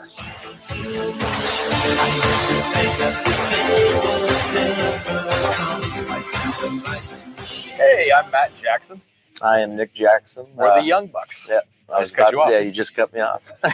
You are listening to the Turnbuckle Throwbacks with Phil Rea and Choppy on Rant EM Radio. Rantum Radio, Nick. Rant EM. You'll have to keep that one. Perfect. That's perfect. Dead man walking. You've done it now. You've gone and made a big mistake. And I can't allow you to think you can just walk away. So turn around and face the piper you're gonna pay. 'Cause the end is now. This is gonna be your judgment day. Judgment Day, yeah. All right, we're back. Turnbuckle Throwbacks live on the Rant. RantEMRadio.com. Part of the Shining Wizards Network. Part of Dark Satellite Media. Speaking of Shining Wizards Tony's in the room. Yeah, Dave LaGreca on last week or this week. Let's check that out on the .com. I'm playing the Dead Man Walking song. The Choppy makes his way back in. You're going down, you ass hat. You're gonna pay, yeah. You're gonna pay. Burger Red. What was that? Old Booger Red. Booger Red. Mr. Big Evil himself. You're gonna pay. I hated this fucking song. Yeah, I didn't like. What are you eating? Pop-Tarts? Oh, you big Pop-Tart. One? No, thank you. Sure? I'm good. Yes. They're delightful. I'm sure they are. you fucking my niece's my sister Natalie, her first husband Mike. He called everybody a Pop-Tart. You fucking Pop-Tart. We'd be in the diner. Look at this fucking Pop-Tart. He told me. Anyway, Turnbuckle Throwbacks, episode 374. We're making our way back. Yo, the Wizards, they're almost. That fucking delightful. Fuck them. Fucking bullshit. No, like Tony, were you listening before about my proposal for the Christmas party this year? We should do a nitro party. I don't know if Tony was listening before. He probably was. Yeah, Tony has a life, so does he? Yeah, he has a life. What are you doing? I just spilled soda all over myself. You're a fucking dildo. I am. Thank you. Choppy. Choppy's a pain in the ass. And a fucking savage over here. Look at this. Yeah, you on the floor too, right? A little bit. Oh, Jesus. I wiped it with my bare feet, just like for Bowman. Will you stop? Oh, your fucking talons. My talons. Anyways. Dick. You guys ready for your throwback or what? I'm ready. You ready, Chop? Yeah, why not? Let's do it. And now, here is your Throwback of the Week. Sponsored by the Shining Wizards Network and Rant EM Radio.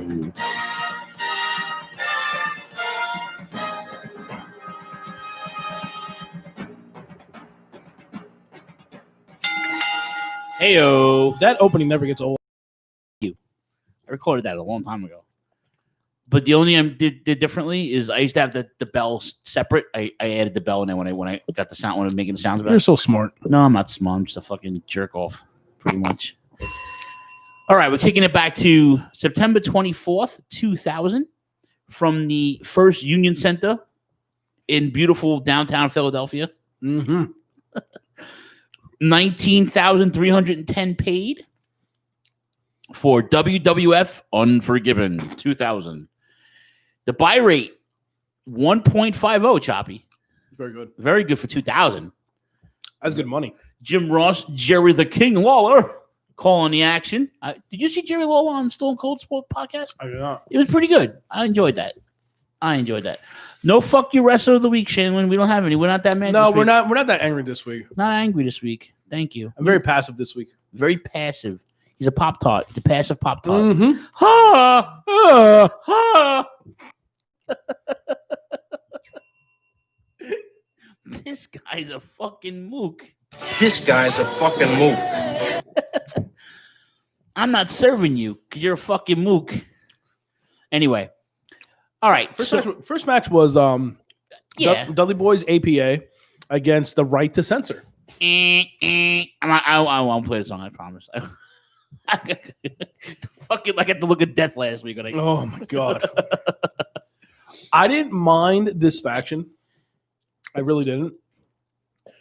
It just like they were just building them up to be like these outlandish, like you can't watch this shit on TV kind of scenario. And I was like, all right, whatever. I was actually hoping that Stone Cold would feud with these motherfuckers eventually, but it never happened. I mean, I like the fact that this card in particular, the times were very, very close. Like I wasn't, you didn't get a fucking 20-minute fucking 8-man tag. Like this was only 6 minutes and 5 seconds. Mm-hmm. Every match was between 6 and 10 minutes, which wasn't bad if you think about it. It was not. No, and it was a pretty well-produced card for that time. For 2000, yeah. I mean, I enjoyed it. I mean, the first match was okay. It wasn't nothing to write home about. But I mean, it got the crowd to pop when Bubba Ray put Steven Richards to a table. Steven Richards. He hit Bubba Ray with a Steven kick. Stevie kick. Oh, Steven kick, not a Stevie kick. Speaking of Stevie, the Blue World Order, did you see the Blue Meanie has a Pro Wrestling Tees page? And he sells some really cool shirts. He sells one of the T-shirts is his. He's from Philly. Mm-hmm. The local Philadelphia TV logo, the station logo on the shirt that played all his favorite shows. When he was a kid. Wow, that's pretty cool. I like that. Is he originally Philly? I thought he was a Jersey guy. No, he's definitely a Philly dude. Really? Oh man, he's hardcore Philly guy.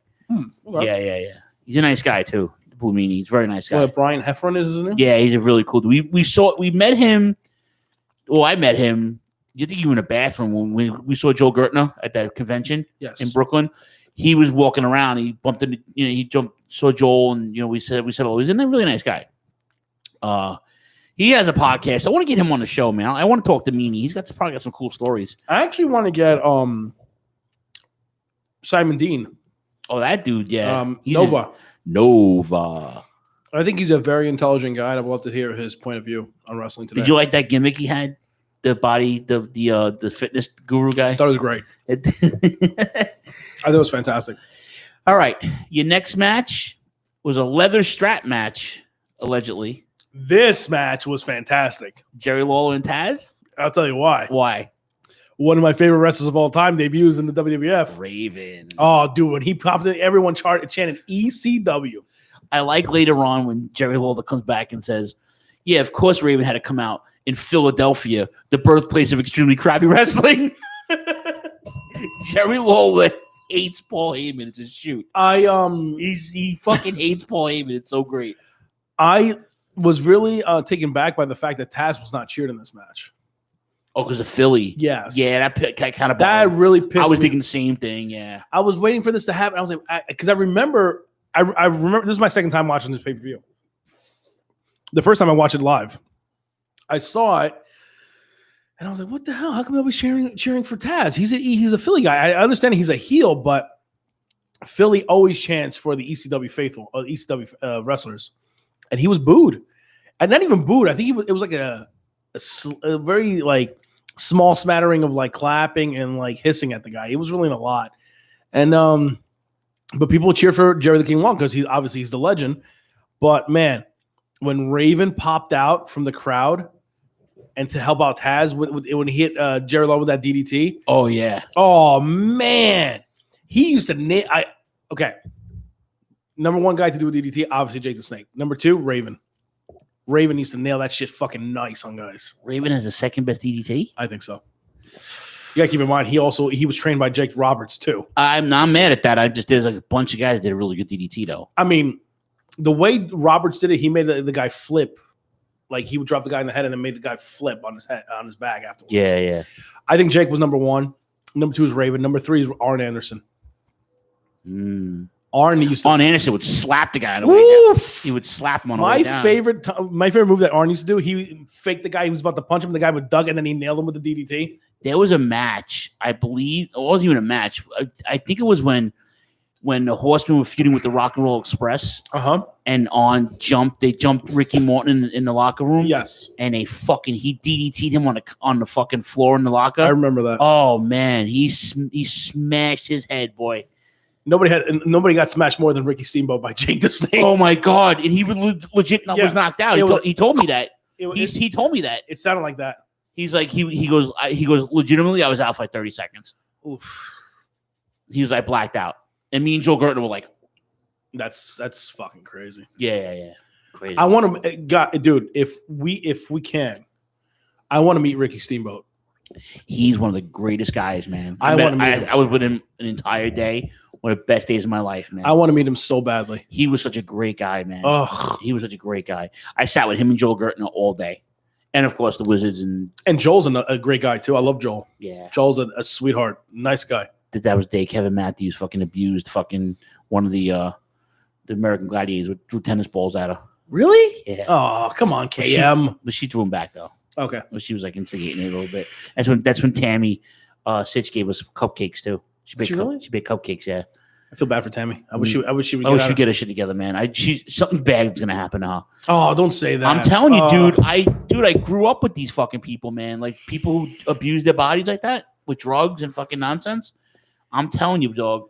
I honestly, I don't want nothing to happen to her, but you know, I honestly think that it's nothing drug related. I think it's just psychologically there's something wrong with her psychologically. Yeah, she's very prominently shown on the Smoky Mountain stuff too. It's funny. Yeah, she was very like 19 at the time. She didn't want to be there at one point. She didn't. Yeah. All right, your next match was for the hardcore title. I like this match. Unlimited title changes in 10 minutes. It was a 9-minute match. Perry Saturn held it on for a while during the match. So we had Steve Blackman defeats Al Snow and Crash and Funaki and Test. I just want to ask you a question. Were you offended by Al Snow's Italy references? No, I wasn't. He put Dan's on Cole's. I'm not nothing opposed to Al Snow at all, ever. I loved everything he did. Yo, remember when he was a European champion? He dressed up as he was representing the country of Greece, but he came out dressed like John Travolta from Greece. So in order, Perry Saturn beat Steve Blackman. Correct. Crash beat Perry Saturn. Mm-hmm. Steve Blackman beat Crash. So 9 minutes. It was a good match. I enjoyed it. Yeah, I mean, I wasn't a big hardcore title fan at all. Stop, come on. Dude, I wasn't. When Crash was hardcore champion, it was fun, dude. No, I like him. I like Crash Holly with the scale and stuff. That was fun. He's super heavyweight. It's fucking amazing. Super heavyweight. So fucking amazing. And weighing it in at allegedly 400 pounds. 400 pounds. Allegedly. Allegedly. Me and Choppy would talk about this next match on the way here tonight. We went to go grab dinner, and we both agreed that this match on paper looks amazing, right? But it wasn't that good. And you want to know why? We talk about Chris Jericho versus X-Pac, by the way. Can I just tell you, I am not a fan of X-Pac. All right, but you have to like put that aside for a second. And you want to know something? Everyone says he's a great worker. He is a great worker. He's okay. I think he's great. You know what was his best match? When he was the 1-2-3 kid against Bret Hart for the WWF title on Raw. His matches with Razor were good, though. No. His WCW stuff was good. Meh. You're bugging, dude. Dude, remember his ladder match with Eddie Guerrero? That match was fucking awful. All right, he had some snoozes, but I mean, he wasn't a bad wrestler. He was a good hand, dude. He wasn't. I don't think exactly a good hand in the fucking I don't think face. he was amazing. I thought he was talented. You know what it was? These two guys just didn't mesh well. That was my point. Like on paper, this is supposed to be a really good fucking match because both guys can actually work. I don't give a shit what anyone says. I fucking hate Sean Waltman. I just can't. Okay. I disagree. Jericho was a rising star, and they put him with this fucking mook. Get out of here. Fuck him. This guy's a fucking mook. You know what? I'll tell you what. He wasn't a bad worker. You know who was a good? What matches he had that were good with him? Was him and Jerry Lynn. Him and Lynn when was it the Global Wrestling Federation? Yeah, but him and Crash Holly. Really? Yeah, him and Bob Holly were a team, weren't they? Oh, you mean the tag team? Oh, you mean him? They were a and tag team. They were tag team champions. Sparky Plug. Yeah, I remember that. Oh. Sparky Plug. Fucking terrible awful name. I felt bad for Bob Holly. He's such a good worker. I like Bob. To me, he still had the best dropkick of all time. Wait, stop. The best dropkick ever? Of all time? You're fucking nuts. Who do you think was better? Okada? Oh, well, that's Okada, dude. Dynamite Kid? What? You're out of your fucking skull. Have you ever seen him throw a drop kick? I did. He's great drop kick. Not better than Dynamite Kid. Definitely Yes. not better than Okada. You're out of your mind. You're Okada- out of your fucking mind. Okada looks like a fucking... Even D. Malenko had a better drop kick. No, he didn't. You're fucking bugging. Listen, Okada looks like a fucking 6-foot table landing on a fucking... Stop. No. Stop it. On a dime, he throws that. Okada throws a great... On a dime, he throws that Okada, fucking drop kick. Okada throws a great fucking clothesline, but not a good You're drop. out of your skull, man. It's a good drop. Bob Holly has the best drop kick ever? In my opinion, he does. That's a stretch. That's a bold statement. That's a very bold statement. You know what? Fuck your hand. I don't give a shit. What you think? That's a bold statement. And you want to know why he has the best drop kick? I can care less. He at one point he was using that as his finisher. Was a drop kick. Dude, there was a lot of guys that used it as his finisher. But he does not have the best drop kick, man. Fuck you. You're bugging. You want to know something? Taka Michinoku had a better fucking drop kick. When did he ever throw a drop kick? She did, trust me. Yeah, what? Tell me. You know what? Fuck that. You know who had a better drop kick? Mr. Perfect. Okay, there you go. Better than fucking Bob Holly? Yes, you're 100%. Right. But you want to know why? Because Holly emulated Mr. Perfect's drop kick. That drop kick was I'm telling you, man, there's a finesse to it. Tito Santana had a great drop kick. Tito Santana had a great burrito. Flying burrito. Get the fuck out of here. Wow. I was never a fan of Tito Santana. Will you stop? Chico. Fuck him. Will you stop? In Spanish in Jersey. What? Wow. What? Wow. You fucked up. Why am I fucked up? You fucked up. Why? All right. Chris Jericho, X-Pac, 9 minutes, 5 seconds. 9 minutes, I'll never get back. Yeah, Chris Jericho wins the match, but it's very, very, like Choppy said, it was very, very, they did not mesh at all. And you know what pissed me off is that Jim Ross was like, oh, this could be the show stealer of the night. On paper, yes, he's 100% right. He's 100% right. And then X-Pac, after he loses the match, he comes in with the fucking like the nunchucks to nail Jericho on the head. And then I don't know if you know this, the following pay-per-view, they have a steel cage match, which is even fucking terrible. At least it finishes the feud. Thank God. That's what they did back then. You know, I feel bad for Jericho was being put in these fucking menial these terrible feuds. He gets rewarded though, dude. Yeah, in the following year, eventually he gets rewarded. Trust me. There's nothing wrong with him. 2001 was a great year for Jericho. Oh, 100%. Remember his ladder match with Benoit and Royal? It was fantastic. Yeah, 100%. Anyways, next match. Your next match is for the World Tag Team title. Speaking of cage matches, the Hardy Boys against Edge and Christian. This match was fantastic. This is where the Hardy Boys win the titles in the cage against ENC. I just have a problem with this match. The only problem I have. Well, this was the first match that went over 9 minutes. By the way, I'm fine with that. I'm not bad with that either. Okay, see, the cage matches tend to be longer, so it's fine. I'm okay. My only problem with this match is that the finish should have happened last month, not the following month. And I'll tell you why. Because last month they were in North Carolina. In SummerSlam was North Carolina. You really hooked on that home crowd advantage. Think about it. How much of a reaction it would have gotten if they won the belts? But how many guys are terrible in their hometowns? It's a proven fact, and they do that on purpose. Yeah, I mean they do the poor Jim Ross. They used to beat the shit out of him in Oklahoma all the time. Poor guy.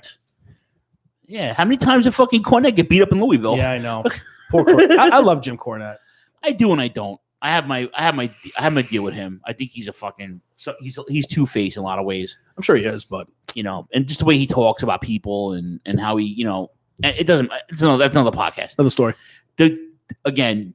This is a great feud. The ending was still fucking amazing. Like, even though it wasn't the hometown crowd, it was that good. You know why? Because it took them like a year to get these belts back. Because think about it, they were WWF Tag Team Champions in '99 when Michael P.S. Hayes was their manager.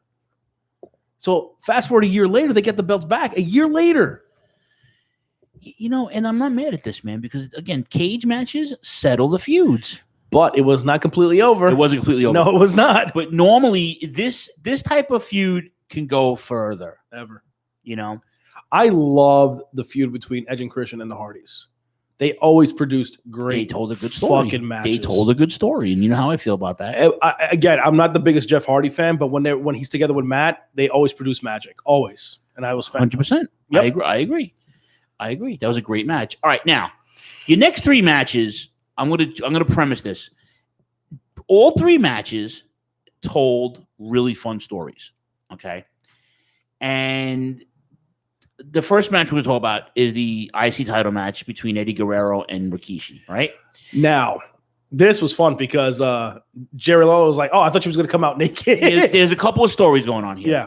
Rikishi is on the rise. He wins King of the Ring. Well, he loses King of the Ring. Gets the IC title from Val Venus, right? Loses it, gets it, and then Eddie no, actually, China gets it from Val, and then Eddie Guerrero gets it from China. So now mistakenly, they're giving Rikishi this. I call it the fake push. Yes. Right. But now he's got some characters to work with. Yeah. So here's what's going on with these two. Now China just posed for Playboy, and Eddie Guerrero which I own, and Eddie is very jealous about it. Eddie's jealous. He's still with her, Mamacita, the whole 9 yards. She's in this abusive relationship mode. I hate you, but I love you. And then it turns out, right when she was breaking up with him, he proposes to her. Yes. She says yes, even though he makes me mad, he makes me happy. She's one of those fucking, it's not his fault. I'm the abused girl. She plays the martyr, So it worked out great. I know you're not a fan of China, but she was looking fine in this pay-per-view. I wasn't. Yeah, the problem I had with China was they pushed her when they didn't have to. They really didn't. They just did it because she had the body and she had the fucking she fought men, and the Playboy thing took me for a loop. I don't read Playboy, but when I was a kid, everybody read Playboy, because you're a preteen, your hormones are hopping. But all the wrestlers that posed, I own them all. I bought every Playboy. I have them. I never bought Sable. I have Sable because I think I saw it online, but then. Although that's outside. Sorry. No, so I have China, right? And I bought China, and I actually bought two of them. Because these come in these plastic wraps. Yes. So I still have mine wrapped, and I still have one that's open. Choppy fun fact, I actually had one of my friends who was 21 who bought it for me. You couldn't, yeah. Okay. And because I was 16 at the time. Right. And my mom found out about it, and she was so pissed off, man. But my dad looked at me, he was like, who cares? Whatever. Yeah. So now China was not very attractive to me. No, naked. Well, they had her look good with the makeup and the hair and stuff. But if you've seen her do porn and you've seen her, it's not a pretty sight. It's not a pretty sight. That it looks. Whoever's eating, I'm not even get into it. But that vagina looks like it's mangled, and I'll just keep it as that. God bless her soul. God rest her soul. I hope she makes the Hall of Fame. I really hope. No, she did. Was she in it? She went in with DX. Oh, her sister did. No, she went in with DX. Yeah, and they brought her sister in. That's right. But I'm glad she's in the Hall of Fame. I'm sorry. Thank you for correcting me. Because she'll never go in by herself ever. No.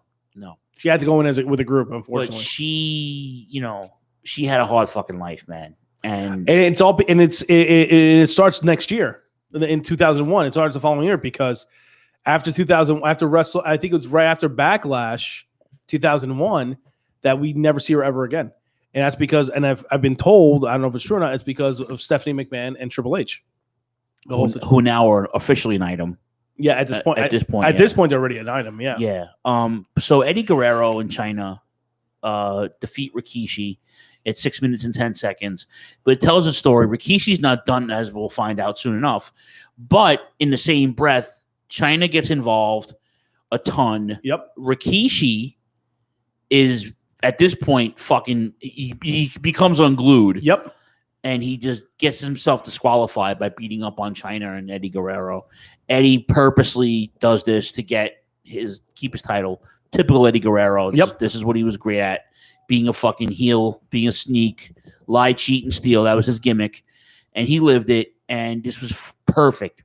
And again, not only does this move along China and Eddie Guerrero, but now this gives Rikishi that push again. Like he's still in the spotlight, and we'll find out why in the months to come. Correct. Okay. Your next match, was my favorite match of the night. Of course. Okay. This is a no DQ match. Special guest referee Commissioner Mick Foley. And it was just announced during the night that Mick Foley was going to put him in a no DQ, Kurt Angle in a no DQ match because of him always being a So Stephanie McMahon starts this love triangle thing with Kurt Angle and basically gets Kurt Angle to the point where he's smitten with her. Right? He's smitten with her, and then all of a sudden Triple H is like, "What the fuck are you doing?" Yeah. And then makes it look like Triple H now makes it look like it's Kurt Angle's fault. Meanwhile, Stephanie's kind of leading them on. She's fucking hot at this point too. She's really good looking at this point. I liked her. Even this is before the fake titties, but I think she looked better with the fake titties. But that's just my. She gets very better looking with age, but I thought she was very attractive. But Triple H at this point, he's battered up. He's got the banged up ribs. Yep. He's mind fucked. He's like, this guy's fucking with my girl. He goes up to Foley. He's like, yo, you better not get involved or I'll fuck your ass. He goes, you better call this down the middle. He goes, you know what, Hunter? He goes, I was going to be whatever, but now I can't be impartial because I'm going to make this no disqualification match. And I'm going to call it right down the middle. And he's like, and Triple H basically threatened his life. And you couldn't get a better fucking almost 18-minute match out of these two guys who, to this day, Kurt Angle gets praised by every top guy in the company, whether it's Rock on Instagram and Twitter, whether it's fucking Austin, Triple H. Because he was the fastest learner they ever had in that fucking Correct. Because he picked it up. Yeah.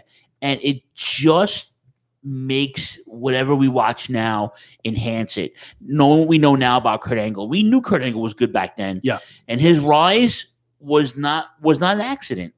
His gimmick was an accident because he was supposed to be a babyface. Correct, but his rise is not an accident. He was talented as fuck. He was most certainly was talented. This was so good. My favorite spot is when he drops Triple H, the Angle slam to the fucking the table spot. Yeah. And like Jim Ross calls this match so good. Yeah. This is where Jim Ross was the fucking man, dude. Yeah, I think at this point Jim Ross was untouchable on the commentary section. He was so good calling these matches, man.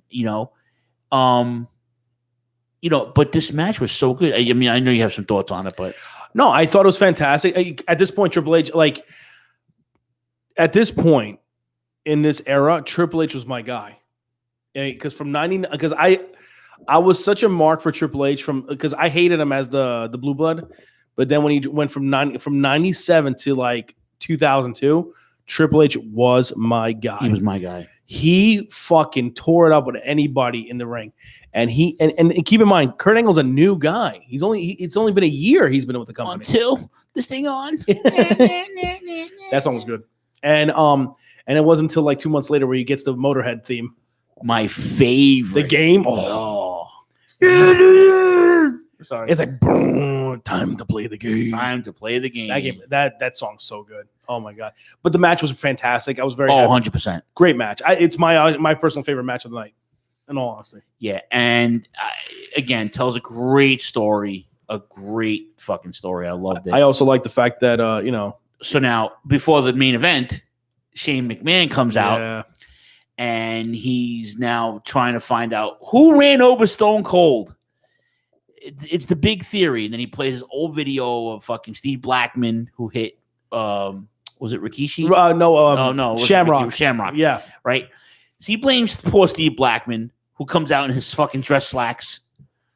He's about to kick Shane McMahon's ass. Yep. And then the music hits. The Disturbed Stone Cold's I actually like that song. Yeah, I love Disturbed. Austin's back, and the place goes ape shit. They lose their fucking minds. This guy. Yeah, and Jim Ross like Stone Cold's back, Stone Cold's back, and of course, now he's doing the corner thing and whatever, throwing the fingers up.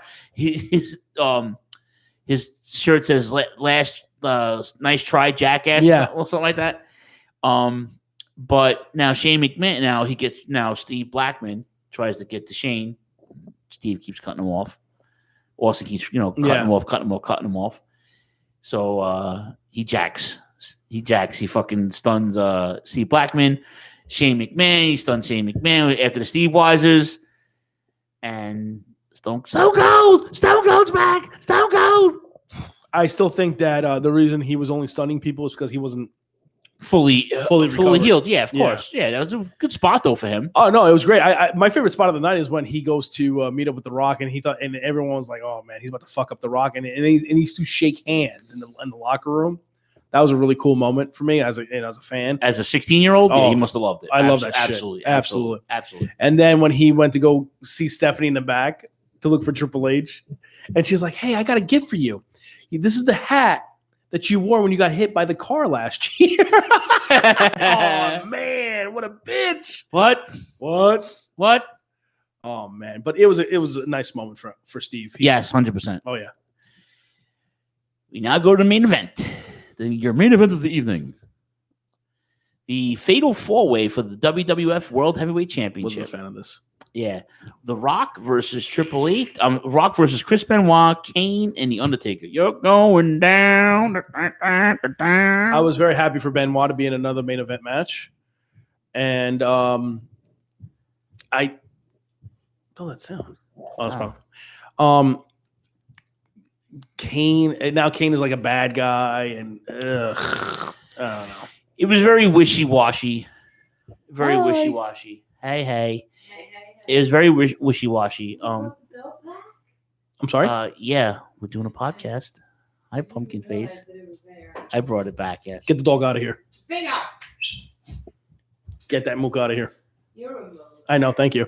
I love you. Mook Squared over here. Mook Squared! Perfect tag team name. Love you, babe. Okay. Love you too, Chris. Bye, sugar tits. No, but I was not a fan of. No, I was disappointed, man. Oh, 16 minutes. I mean, the match went as long as it should have been. You have Benoit, who's a great worker. You have Undertaker, who's arguably a great worker. He was good back then. I mean, as the American Badass, I liked him a lot. You're going spitting tobacco. Yeah, going down. Kane, I didn't. Kane. And by the way, they cut off his rolling music off of this. Kill yourself. I hate the network. When they don't put the original music on there, it pisses me off. That's not their fault though. Fuck them. They should buy the music though. They should buy all of it. Buy the music. Just fucking pay the royalties to Limp Bizkit for the fucking thing, and that's call it a day. Whatever. The Rock was still on his A game at this point. I did it for The Rock. I did it for the people. I did it. So, shut your mouth, you thong wearing fatty. I was at that Monday Night Raw, by the way. Nice. It was at Newark, East Rutherford. Yes, it was. It was the wonderful Continental Airlines Arena. Now it's called the Izod Center. Now it's called the American. It was called the Brendan Byrne Arena when I went there. Fucking Devils. You love the Devils. Fuck you. With those Christmas tree uniforms you used to have. Shout out to Kevin Garifo, by the way. Anyway, yeah, dude, The Rock retains. And for good reason, too. And for good reason, yeah. It's the next month. The rise of Kurt Angle next month. But again, these three matches tell really good stories. They did. I mean, I'm not a fan. My favorite match of the night was Triple H and Kurt Angle, hands down. Oh no, that match was fucking brilliant. It was brilliantly told. Foley being intertwined in that story was also very good. Yep. I'm fully satisfied with that match. And then my second favorite was the cage match, which was really good.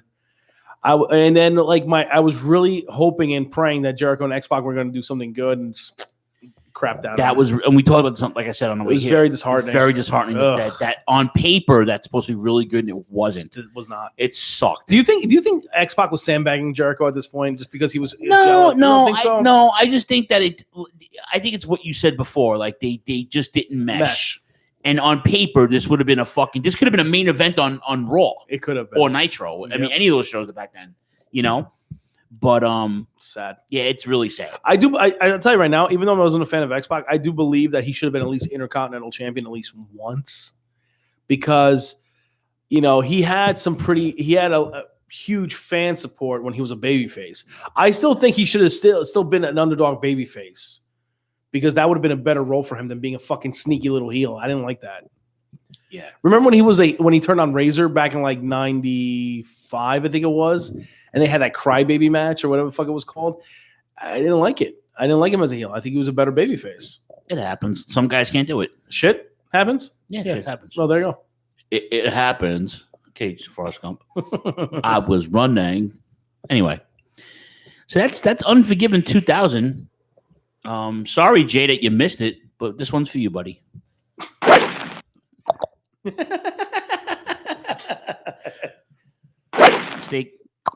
Steak.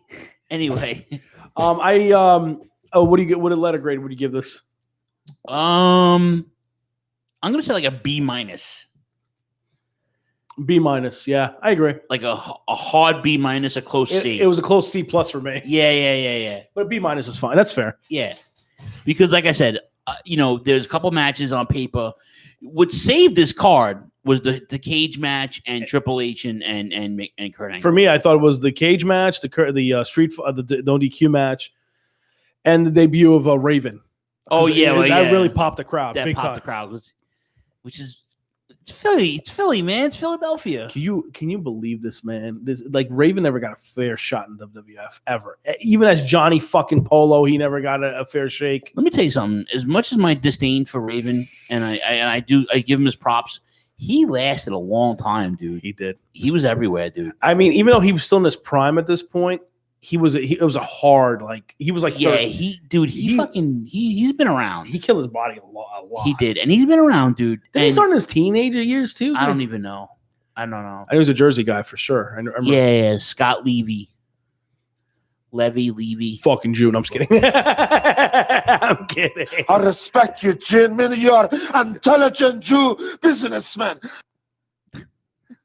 I really love Raven. I think Raven was. You're not the only one, dude. There's a lot of Raven fans out there, man. I loved his work in WCW with the Flock. I saw a lot of Raven in my 20s. Oh, when Raven's Nest and fucking ECW for that. ECW was a fucking he tormented everybody in ECW. And then when he came back in 2000 to be Dreamers Tag Team, 99 when she came back to be Dreamers Tag Team. And he won the titles from the Dudleys. Oh my god, it's crazy.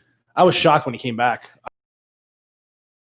because I wanted to be surprised. I wanted to be a wrestling fan. To me, I still think to this very day, internet ruined wrestling.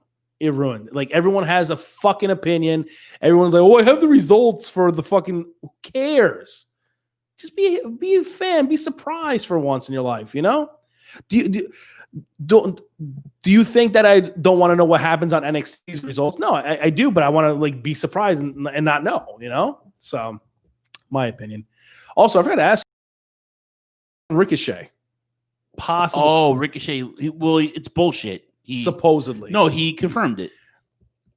Listen, if he goes, he goes. I'd rather him see him go to New Japan or Ring of Honor. Either way, if he goes, he'll do something. Like, he's the kind of guy he has a short career because he's a fucking insane spot monkey. Yep.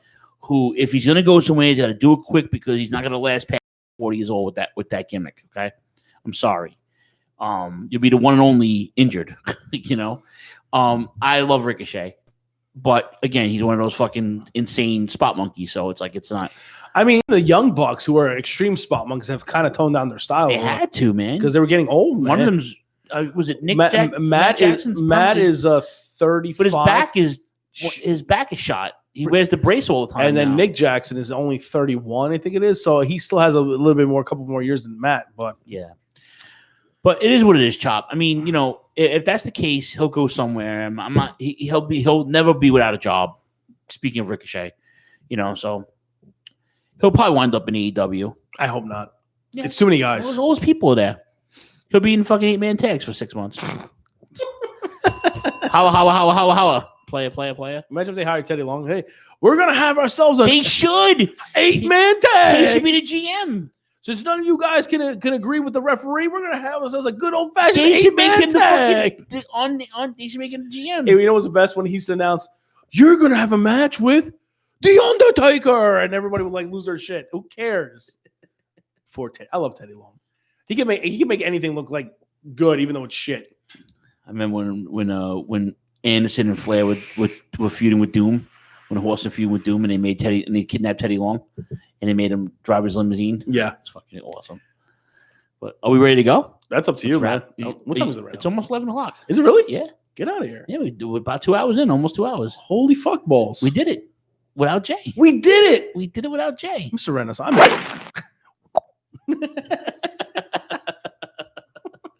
And Melina's coming back. Do we care? I mean, as long as she still performs at a top level, I mean, why not? You know. And it can't turn out to be bullshit too. Apparently, what? That Melina's not coming back or something. I thought it was real. I thought it was real. PW Insider said it was real. It's legit. Oh, well, we'll see what happens. It's just rumors. She's nice on the eyes, though. I think she's very attractive. I like those Spanish girls with big titties and a big ass. She's a butterface, dude. I didn't say about a face. She has big titties and big ass. She can get it repeatedly. All right, let's get out of here. Kevin Castle's a fan of Melina. He likes those big fat Spanish asses. Shout out to Kevin Castle and Don Tony. Shout out to all of our fucking podcast brothers, affiliates. TurnbuckleThrowbacks.com. You know the Patreon, fucking Facebook, Instagram. Please follow me on Twitter, Choppy2984. Follow the T-Buckle T-Backs on Twitter. Follow shirts, bitches. Yeah, go to ProWrestlingTees.com/Turnbuckle Throwbacks. Buy a shirt. Yeah, I want to get a design for Jay on there. Please buy a shirt. Yeah, if you buy some shirts, we can get another design on there, motherfuckers. We'll see you next week, bitches. Same bad time, same bad channel, bitches. That's what I'm saying, man. God damn it, Mark. How'd you know me was Mark? Buy a shirt. How'd you know? Forget it. Say goodnight, Gracie. Good night, Gracie.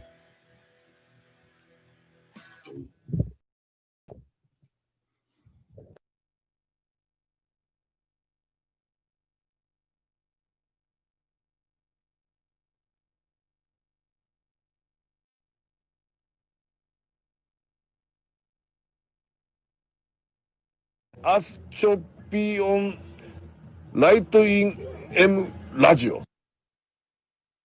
What this network needs